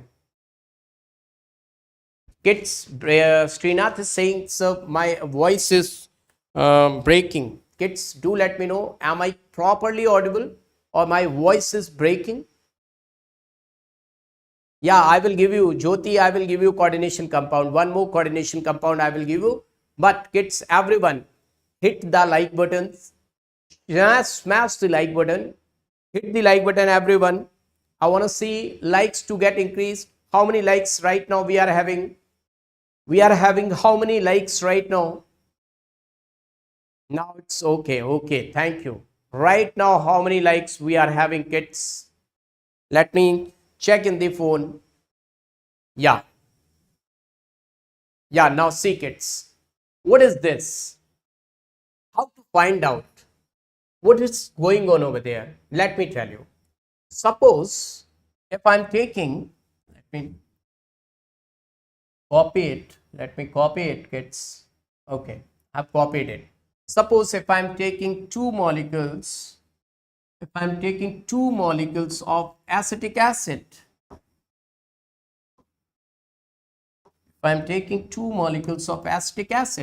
two acetic acid, and in benzene it is dimerizing, and after the reaction it has become CH3 COOH whole twice. If I take 2, it will become 1.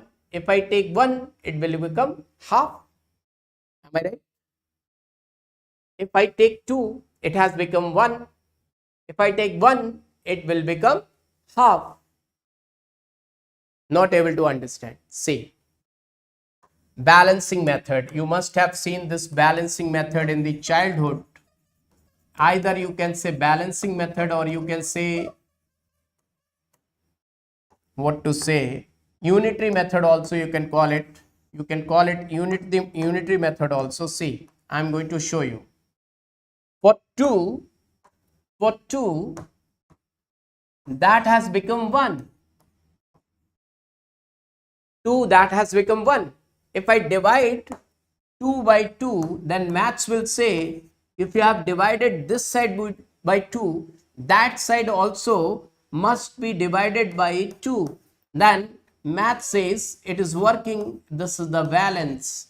So 2 by 2 has become 1 and that has become half. Or I can say for 2 it is 1. For 1 it should be 1 by 2. This is known as unity method. Both are same. Either you apply balancing method or you apply unity method. I hope that everyone is able to understand this thing. Kids, is it clear? This thing is clear. This maths, basic maths is clear. This is just the basic maths. Now see,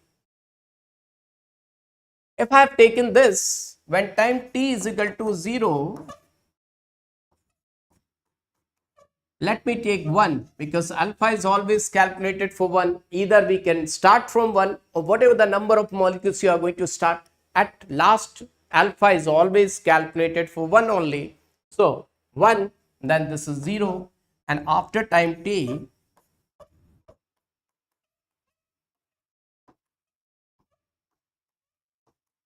if I say 1 minus alpha,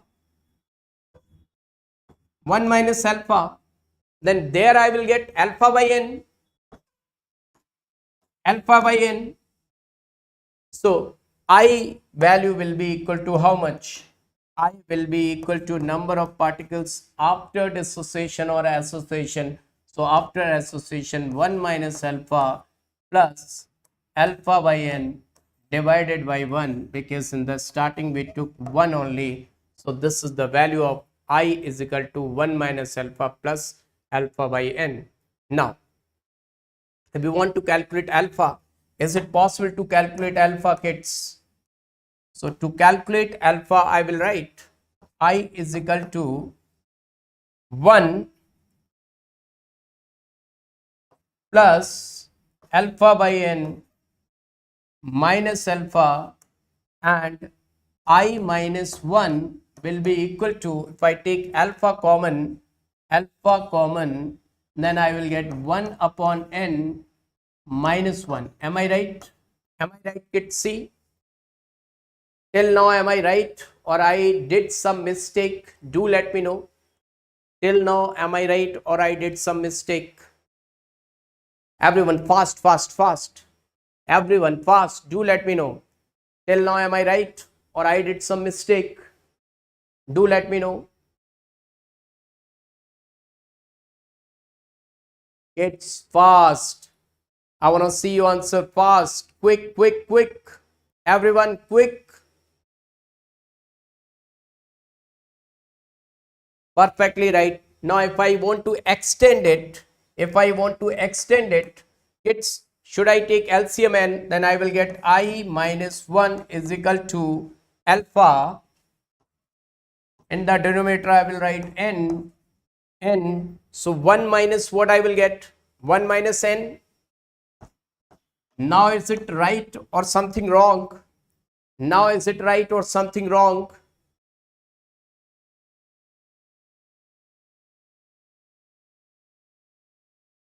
Or leave it. Why to go in detail? Because examiner will ask only this much. Alpha is equal to I minus 1 upon 1 upon n minus 1. This is another formula. Examiner will ask only this much, nothing more. Examiner will ask only this much, kids. So I hope that this much is clear to all of you. Alpha is equal to I minus 1 upon 1, or this formula. These two formulas, you have to keep it in your brain. I hope that this is clear to all of you. Clear, kids? Show me the thumbs up. If this much is clear, then I will give you the questions. One more question on the complex compound, rest of other questions. See, kids. Oh, here is the question. Kids. See to it, everyone. Fast. I want to answer. I want to see answer.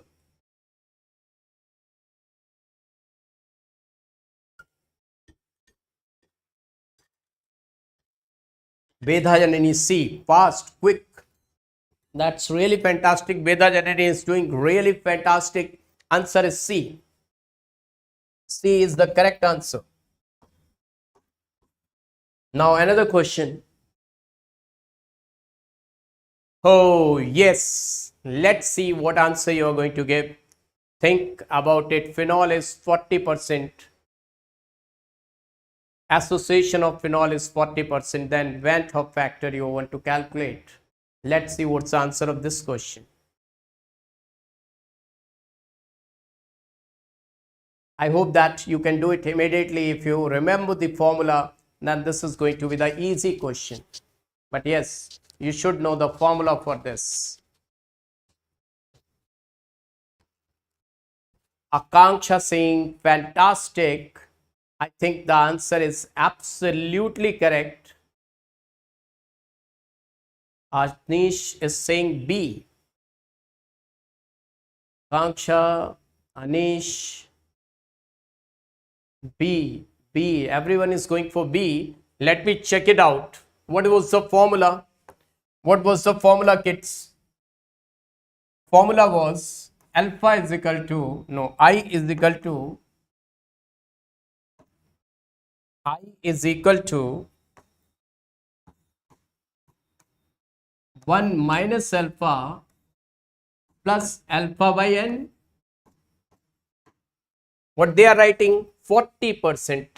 40%. Alpha value is 40%. That means I can write 1 minus 0.4 plus 0.4 upon n. The value of n is half.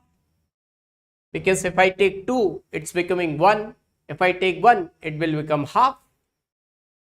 See, for 2, it is becoming 1. We have to see this. For 2, it is becoming 1. For 1, it will become half. So, the value of n is 0.5. So, calculate it. Is it possible to calculate it? Is it possible to calculate it? Do let me know.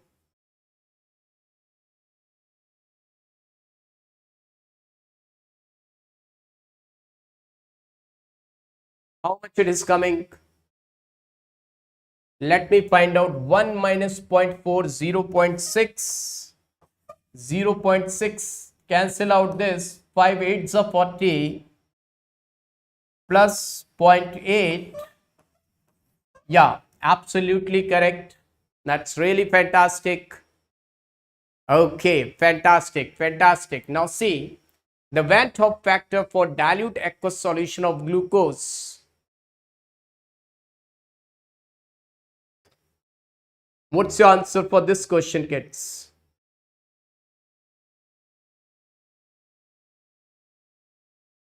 Yes.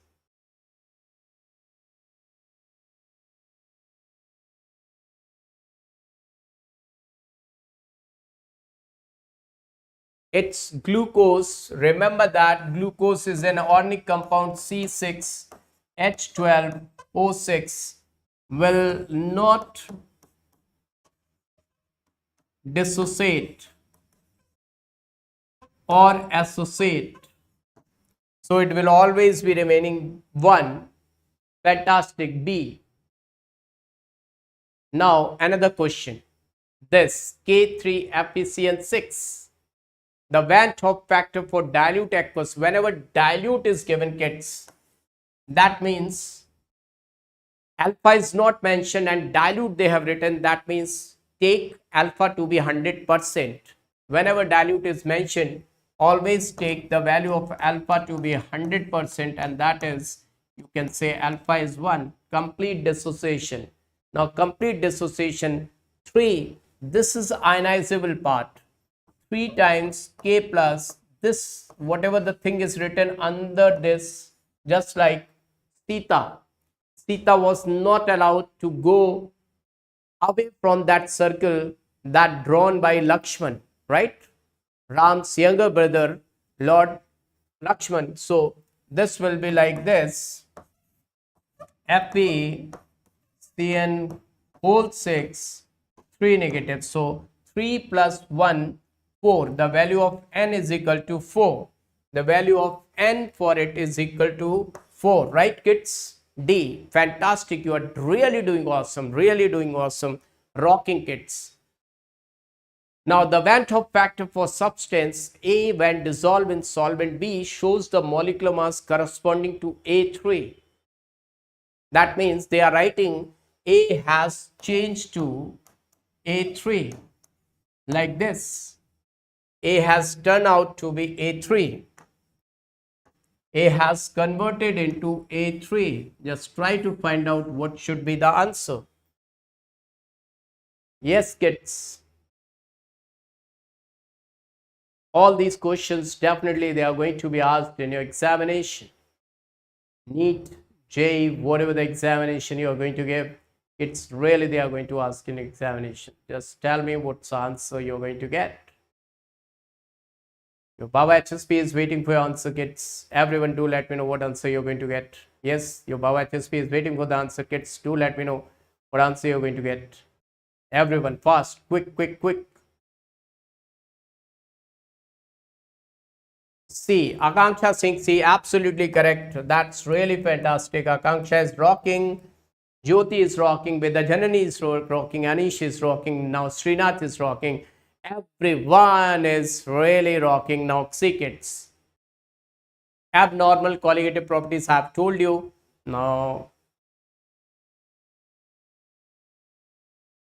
okay. Now from this abnormal colligative property, let me tell you after this we are going to start. Let me tell you first of all, abnormal, already I have told you all the colligative properties abnormal. Now I'm going to deal with Raoult's law and Dalton's law. Are you ready?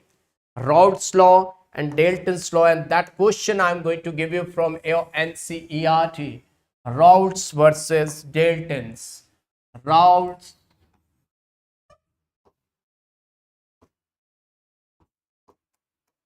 versus Dalton's.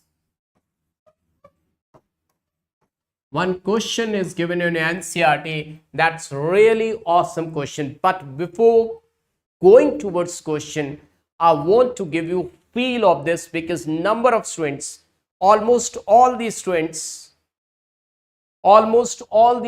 they are going to get fail in this. One is given in solution phase. Let me show you the question.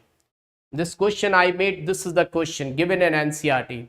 Same question with the same values, and I made number of questions based on this. See how many questions I framed out from one question only. 1, 2, 3, 4, 5 questions from one question. And how many of you feel difficulty in this question, that always you are going to cramming of formula, and that's not going to work? Kids, do let me know how many of you want to feel such type of question. How many of you want to feel such type of question? Do let me know. Shiva Kumar, yeah, yes, I can see. Everyone, do let me know how many of you want to feel this type of question. Do let me know.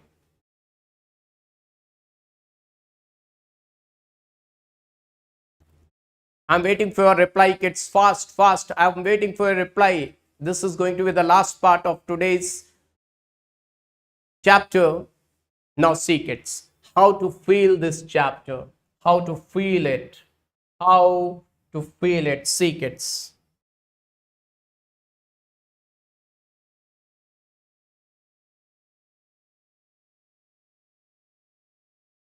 Then only we can solve the questions based on this.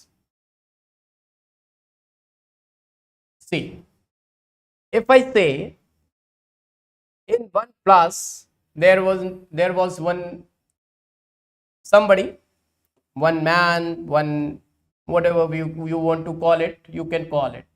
There was one human being, and in another class there was another human being. I'm saying these are human beings, right? I'm saying they are human beings.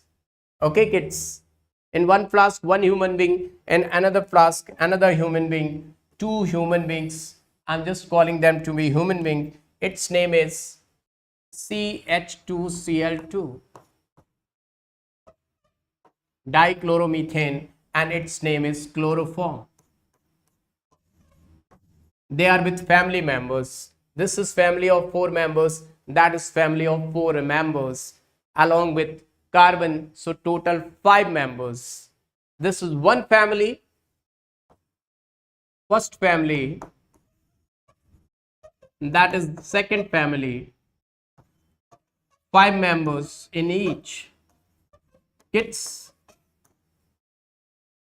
definitely number of molecules must be there, not only one molecule. 1 mole, if I say 1 mole, that means 6.023 into 10 for 23 molecules. What do you think? Which family is heavy weight wise? Both are gaseous families. Both are living in liquid phase as well as gaseous. They want to fly. They can fly. They can live like liquid. They can live like liquid, or they can move in the air. Airlift. They can move in the air, or they can live like liquid. They can be present in liquid phase as well as vapor phase. In both the phases they can present. Now this is light, that is heavy. This is light. How to find out this is light? For that we have to calculate molecular mass. Its gram molecular mass is equal to 12, 2 hydrogens, chlorine 35.5, that 71. Molecular mass is coming out to be 585. Its molecular mass 85, and chloroform's molecular mass is 12, 01, and 70, 71 and 35.5. 71.00, 35.5, 0, 0, 5, 6, and 7310. Right? 106.50. Right or wrong? Something wrong? All right. Is it absolutely correct or wrong? So 71, 31, 106, 106.50. So 0.00, 0.00. So 50, 639, 1 and 1. 119.50. Right or wrong, kids? Its molecular mass is coming approximately 120. I can treat it to be 120. Let's say 120 is the gram molecular mass. So for whom it's easy to fly, which can easily fly, if I put both together, who can easily fly, who is more volatile? Definitely its molecular mass is less molecular mass. So more volatile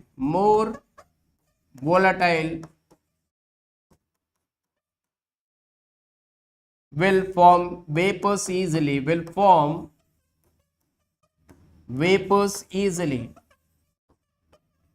Now kids, there is only one chlorine difference, so they are ideal solution. Definitely they are going to be ideal solution. One thing is clear to all of you. Is this one thing clear to all of you? If this is one thing very clear to all of you, then I can proceed ahead.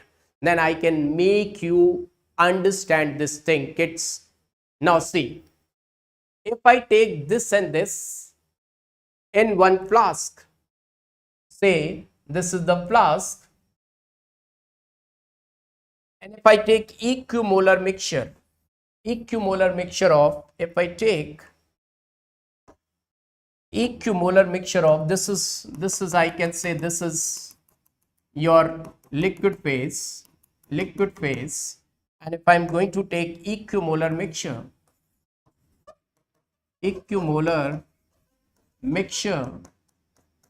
of CH2 Cl2 plus chloroform, who will be more in gaseous phase? Suppose if I'm saying this is green, and this is uh, red. This is red. Who will be more in gaseous phase? So definitely in gaseous form, this CH2 Cl2 will be more, will be more, will be more, and the another one will be less, will be less. So if I say this is the solution phase, liquid phase, if I say for this gaseous phase, which law is valid? Definitely for gaseous phase, I have to consider Dalton's law of partial pressure. You must have studied in gaseous phase Dalton's law that says that suppose if I say this is to be A and that is to be B, if I say that partial pressure of A in gaseous phase, that is equal to P total into mole fraction in the gaseous phase, mole fraction in gaseous phase. Am I right or not, kids? And if I talk about here, A and B are present in this liquid phase. A is present, A is present, A is present, and B is also present. B is also present. Now here the Raoult's law is valid. I will apply Raoult's law. What Raoult's law says, kids? These two are non-mixable and these are volatile liquids. Both of them are volatile, A and B volatile. So Raoult's law is valid for this solution. Both are volatile, kids. Are you there? Are you there? I am not able to see you. I am concentrating over here. Raoult's law says that if I say its pure pressure is P naught A and its pure pressure is P naught B, then I will say partial pressure of A is equal to P naught A into mole fraction of A in the solution, this solution. And if I talk about partial pressure of B is equal to P naught B into XB. Now, if I talk about total pressure, P total, how to calculate P total, because it is ideal solution. It is an example of ideal solution. So we'll follow Raoult's law. It will follow Raoult's law. So PT is equal to PA plus PB. Can I write like this? And PA is equal to P naught A into XA, P naught B into XB. Now we know that XA plus XB is equal to 1. So this formula I can extend like this, as we know that XA plus XB, that is always one unity whatever the number of particles are there. So in place of XA, can I write like this? P naught A 1 minus XB plus P naught B into XB. Even I can write this formula like this also, P naught A into XA plus P naught B into 1 minus XA. XA plus XB is equal to 1. So in place of XB, I can write 1 minus XA. Kids, are you able to understand all these things? Examiner can ask you to solve.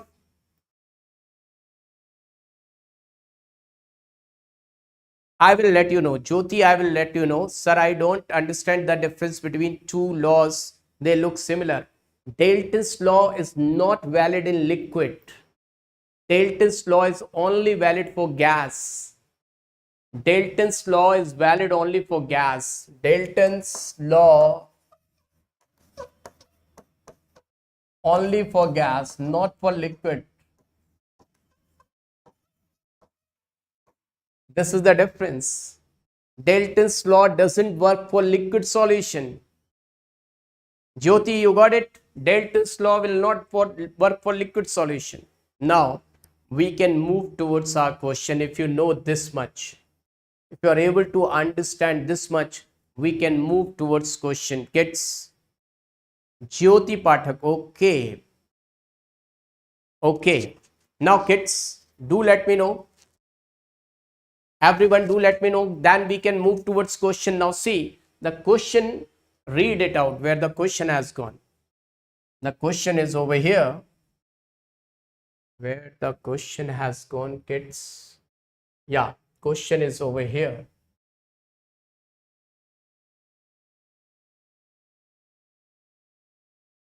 See, this is the question. Read it out. There is chloroform and dichloromethane at 298 Kelvin, 200 mm of Hg when it is pure, 200 mm of Hg and 415 mm of Hg respectively. That means this pressure is of chloroform and this much pressure is of dichloromethane. When they are pure,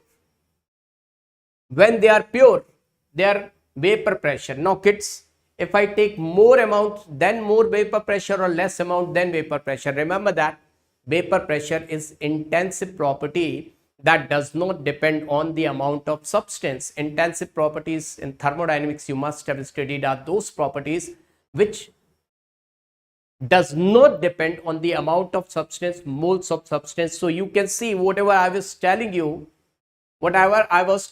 kids, this is less volatile and this is more volatile. So as their pressures are given and they are prepared by mixing this much gram of chloroform and this much gram of CH2Cl2. Now our thing is going to start. Thank you, Jyoti Pathak. Thank you. Now see, first of all, we have to convert these grams into moles. If you are not able to convert grams into moles, you won't be able to do anything. Kids, the molecules are important. Whenever we are going towards London or Canada or from Jammu to Kerala or towards Bangalore, from Lucknow to Bangalore, number of persons are important. The weight is not important. For one person, one ticket. If we want to talk about voting system, one person, one vote. Doesn't matter black, white, thin, fat, more weight, less weight, one person, what? That means number of molecules are important, moles are important, weight is not important. So first of all, we have to convert this weight into moles, otherwise we will not be able to do anything. And so here is the question. Moles of CH2Cl2, see kids, are broken down into moles. Now how to find out CH2Cl2? CH2Cl2, what was the molecular mass? We have calculated that 12 plus 2, then 35.5 into 2, that is 7100. So we got 585.00. This was the molecular mass, kids. Now how much weight they have given? They have given the weight of CH2Cl2 mixing this much chloroform and this 40 gram. They have given 40 gram. That means what we are supposed to do, 40 divided by, to calculate number of moles, 40 divided by how much? 85. How much? Just see, 40 divided by 85. How much you are going to get, kids? Can you do it? 40 divided by 85. 40 divided by 85. Are you able to do it? What should you get? Now let's do it in my way. 8 5s are 40. No, with 8 it is not divisible. 5 we can divide. 5 8s are 40. Now 5 1s are 5 and 3. 5 7s are 35. Okay. 8 by 17 is okay. 8 by 17, first let me know, 8 by 17 is okay or not? Do let me know. Is it okay? Now do you know table of 17? Approximately less than 5. So this is the answer. Everyone is going to get this answer, kids. Do let me know. Everyone, do let me know that everyone is going to get this answer only, kids. Okay, C is the answer, 0.47. Now see the second question. Mole fraction of this. To get the mole fraction of this, we should know what the mole fraction of CH2Cl2, the moles of, let us say this is A, moles of CH2Cl2 upon moles of CH2Cl2 plus moles of CHCl3. Number of time, what happens when we say parents, we have got these many marks. Parents says, oh, what is all about others, how much they have got, compare it. Now kids, moles of CH2Cl2, we know very well how much moles we got. We got 0.47. We got 0.47, 0.47. Now what we are supposed to calculate? We have to calculate moles of chloroform also, otherwise nothing we are going to get. So to calculate moles of chloroform, we should know 25.5, and 25.5 means 25.5 divided by 120. Do you remember? 118.5 something we have got. Now how to divide it, kids? How much it is going to come? Do let me know. 25.5 upon 120. How much? What do you think? How much you are going to get, kids? Do let me know how much you are going to get, how to calculate it. Now let me make it 25 only. 25, we can divide it by 5. We can divide it by 5. So it will come out near about C, 0.688. 0.688. Now see, if you are not able to get it, let me do it for you. So key 5, let us take to be 25 only. 5. Now 5 2s are 10, 2, 5 4s are 20, right?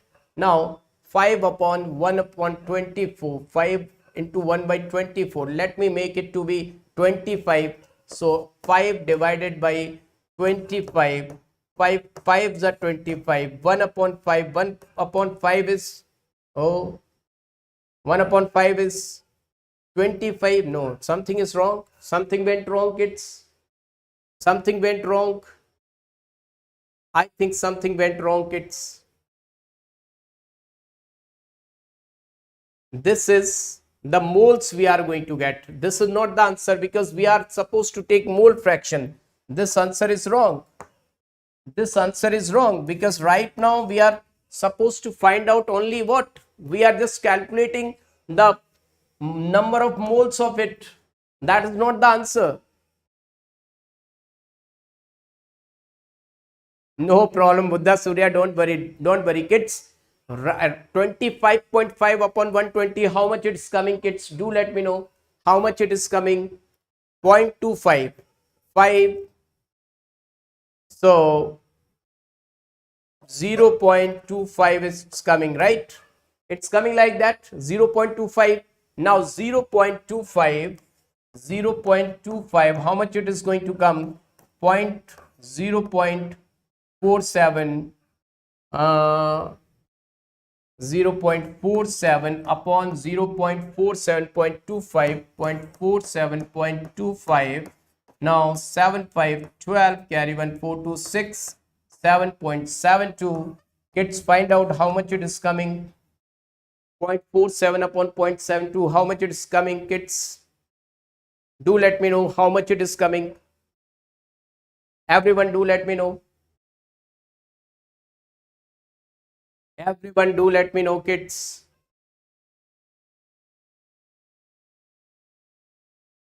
.7. So this is going to be the answer. Once again, this is going to be the answer. You got it, kids? C is the answer. This is only the answer, kids. Got it?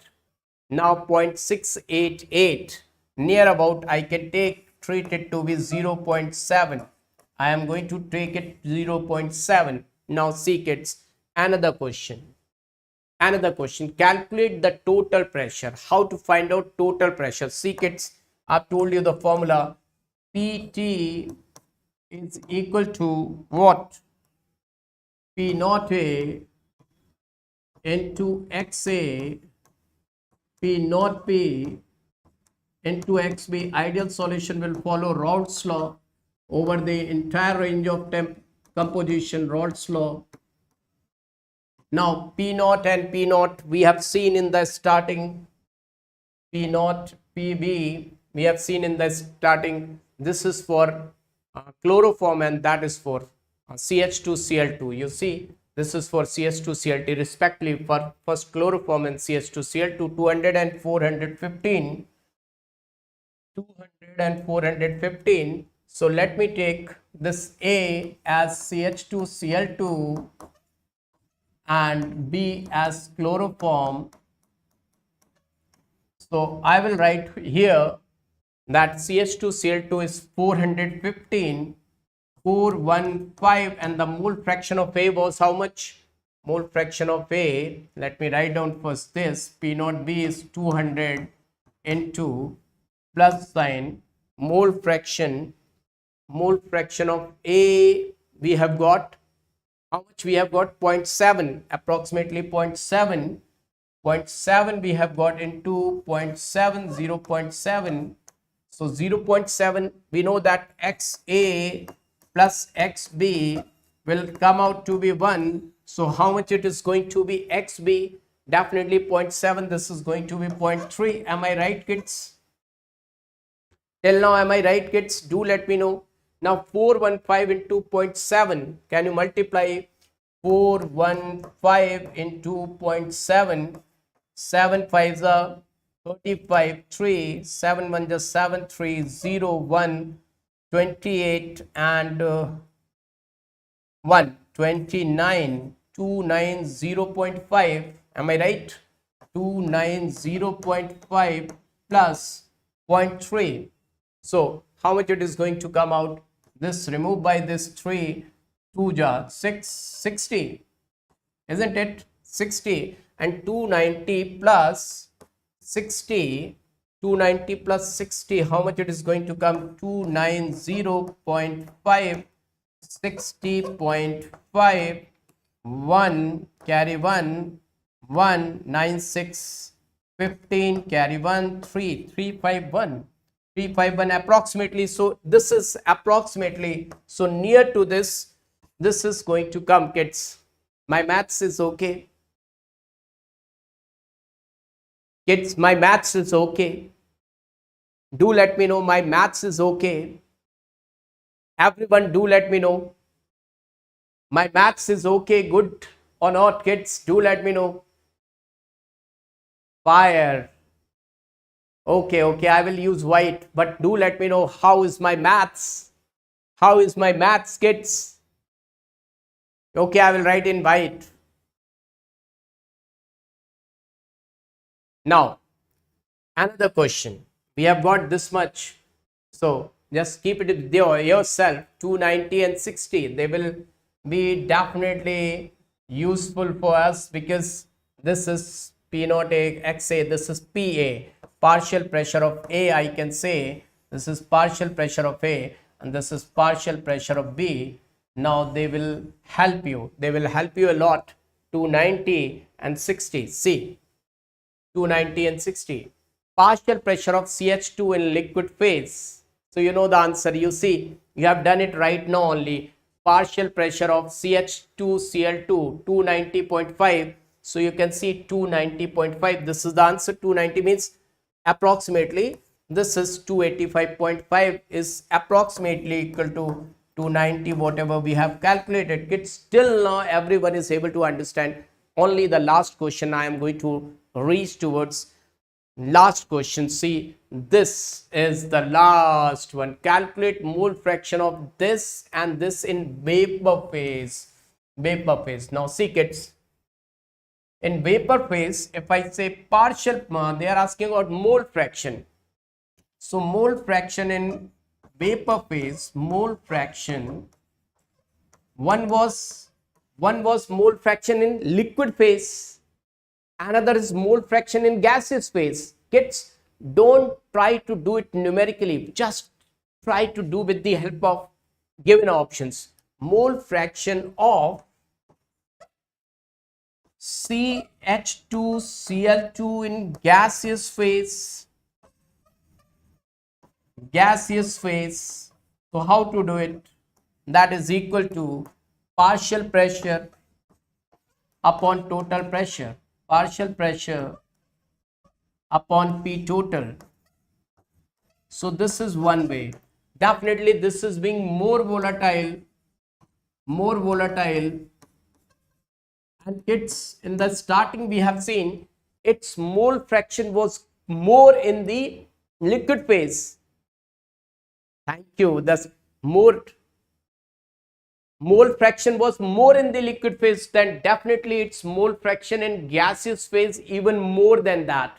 In the mole fraction was 0.68 in the liquid phase, so it will be more than that, 0.68. Which option is more than points? Oh my god, this is the too much, can't be the answer. This is the too much, can't be the answer. 0.1, 0.3, 0.82. This is going to be the answer, or you can solve it. See, you can solve it total pressure and partial pressure. If you want to solve it, you can solve it. Total pressure is 348. We can take 350 and 290. 350, 290, 350, 290, 350, 290, 350, 290, 350, 290. That means 290 upon 350 approximately. How to do it, kids? Now, how to do it? Should I make it 300? For quick solution, I can take it 300 and 350. Then I can eliminate out this. What I can do now, 6 jar and 5 7 jar, and 1 upon 7 is equal to, we know that 0.142856. So I can take 14 and 14 6 jar. So it will come 6 into 0.14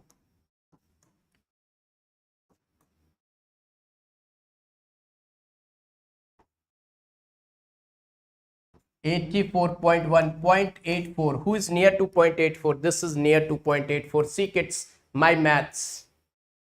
See kids, my maths. How quickly I can do this math. See kids. Once I have done with the elimination round, and then I have done the formula. This is the same question, lengthy question given in NCERT, and I have done it. Kids, this is for today. I think that you must have enjoyed, you must have seen the trick 1 upon 7. Kids, let me tell you, whenever you want to do the questions, always remember that there is one pizza. Let me tell you the story. There is one pizza, and if you want to divide into, if 2 friends wants to eat, 1 upon 2, 50%, that is 0.5. If 3 persons wants to eat, very well that it is going to come 0.33. Suppose like this, 4 persons wants to eat 25%, that is going to be 0.25. Now kids, 5 persons are going to eat, very well 20%. 20% is 0.2 only. Now 6 persons wants to eat, then remember that it will come out 0.16, and 7 persons wants to eat, it will come out 0.1428. 5, 6, 8 persons wants to eat, it will come out 0.12. If 9 persons wants to eat, it will come out 0.11. If 10 persons wants to eat, it will come out 0.1. Now if 11 persons want to eat, it will come out. It's very simple now. This much is okay, kids, that you can do yourself. This will make your work easy. And in chemistry, that mole concept, this 1/6 is going to be very, very important. That plays very, very important role for the a POC rule, or you can say atoms everywhere. Thank you. Oh my God, tomorrow is Teachers' Day. Definitely, you will get something extraordinary thing on your this channel, Unacademy NEET English channel. Definitely, you have to come for that. We teachers are also planning fantastic thing for you kids. Something fabulous is going to come on this Unacademy NEET English channel, and definitely we have to enjoy that thing. And we teachers are preparing a lot, which is going to hold a hell lot of weightage on Teachers' Day, kids. Thank you, kids. Thank you. Really, it means a lot to me. Yeah, Dalton's is only for gaseous. Gaseous law, Dalton's law, partial pressure is over there, and the gases should not chemically react and they should not get liquefied. So always for ideal gases only Dalton's law, partial pressure you can apply. Kids, thank you. I can see everyone is wishing the happy Teachers' Day in advance, and teachers nothing without these students. So it's all these students love, support, caring, and they're going to get rank. And one more thing I would like to add, teachers, students, and the parents. Parents' blessings are really very important. Without blessings of parents, we are nothing, kids. So bye to all of you. Thank you. Meet you tomorrow, kids. Definitely. Bye to all of you, kids. May Almighty God bless you with happiness, prosperity, and with the best rank, kids. God bless you, kids. Love you. Thanks for your visits. Thank you, kids. Thank you. Bye. Good night. And do one thing. I've given you all the questions. You see, you have to find out the answer of 1 upon 11 and 1 upon 10. 1 upon 11 and 1 upon 12. And you have to write down in the comment section what is the value of 1 upon 11 and 1 upon 12. So all the values I have told you, that you have to write down, and the best pieces you have to convey in the comment section, so that I will see your messages and I will just put those messages along with me. And tomorrow, whatever the function is going on, then I will try to show your comments, your wishes. So I want to see, yeah, lesson completed, kids. That day I taught for continuous 4.5 hours without any break, and today also just I have taken on your demand only 10 minutes break, and today also it's going to be means more than 3.5 hours, 3:45 it's going to be. So bye to all of you. You can do all the questions, number of questions, whatever the questions were based on these topics. I've told you each and everything, kids. Bye. Good night. Bye to all of you, kids.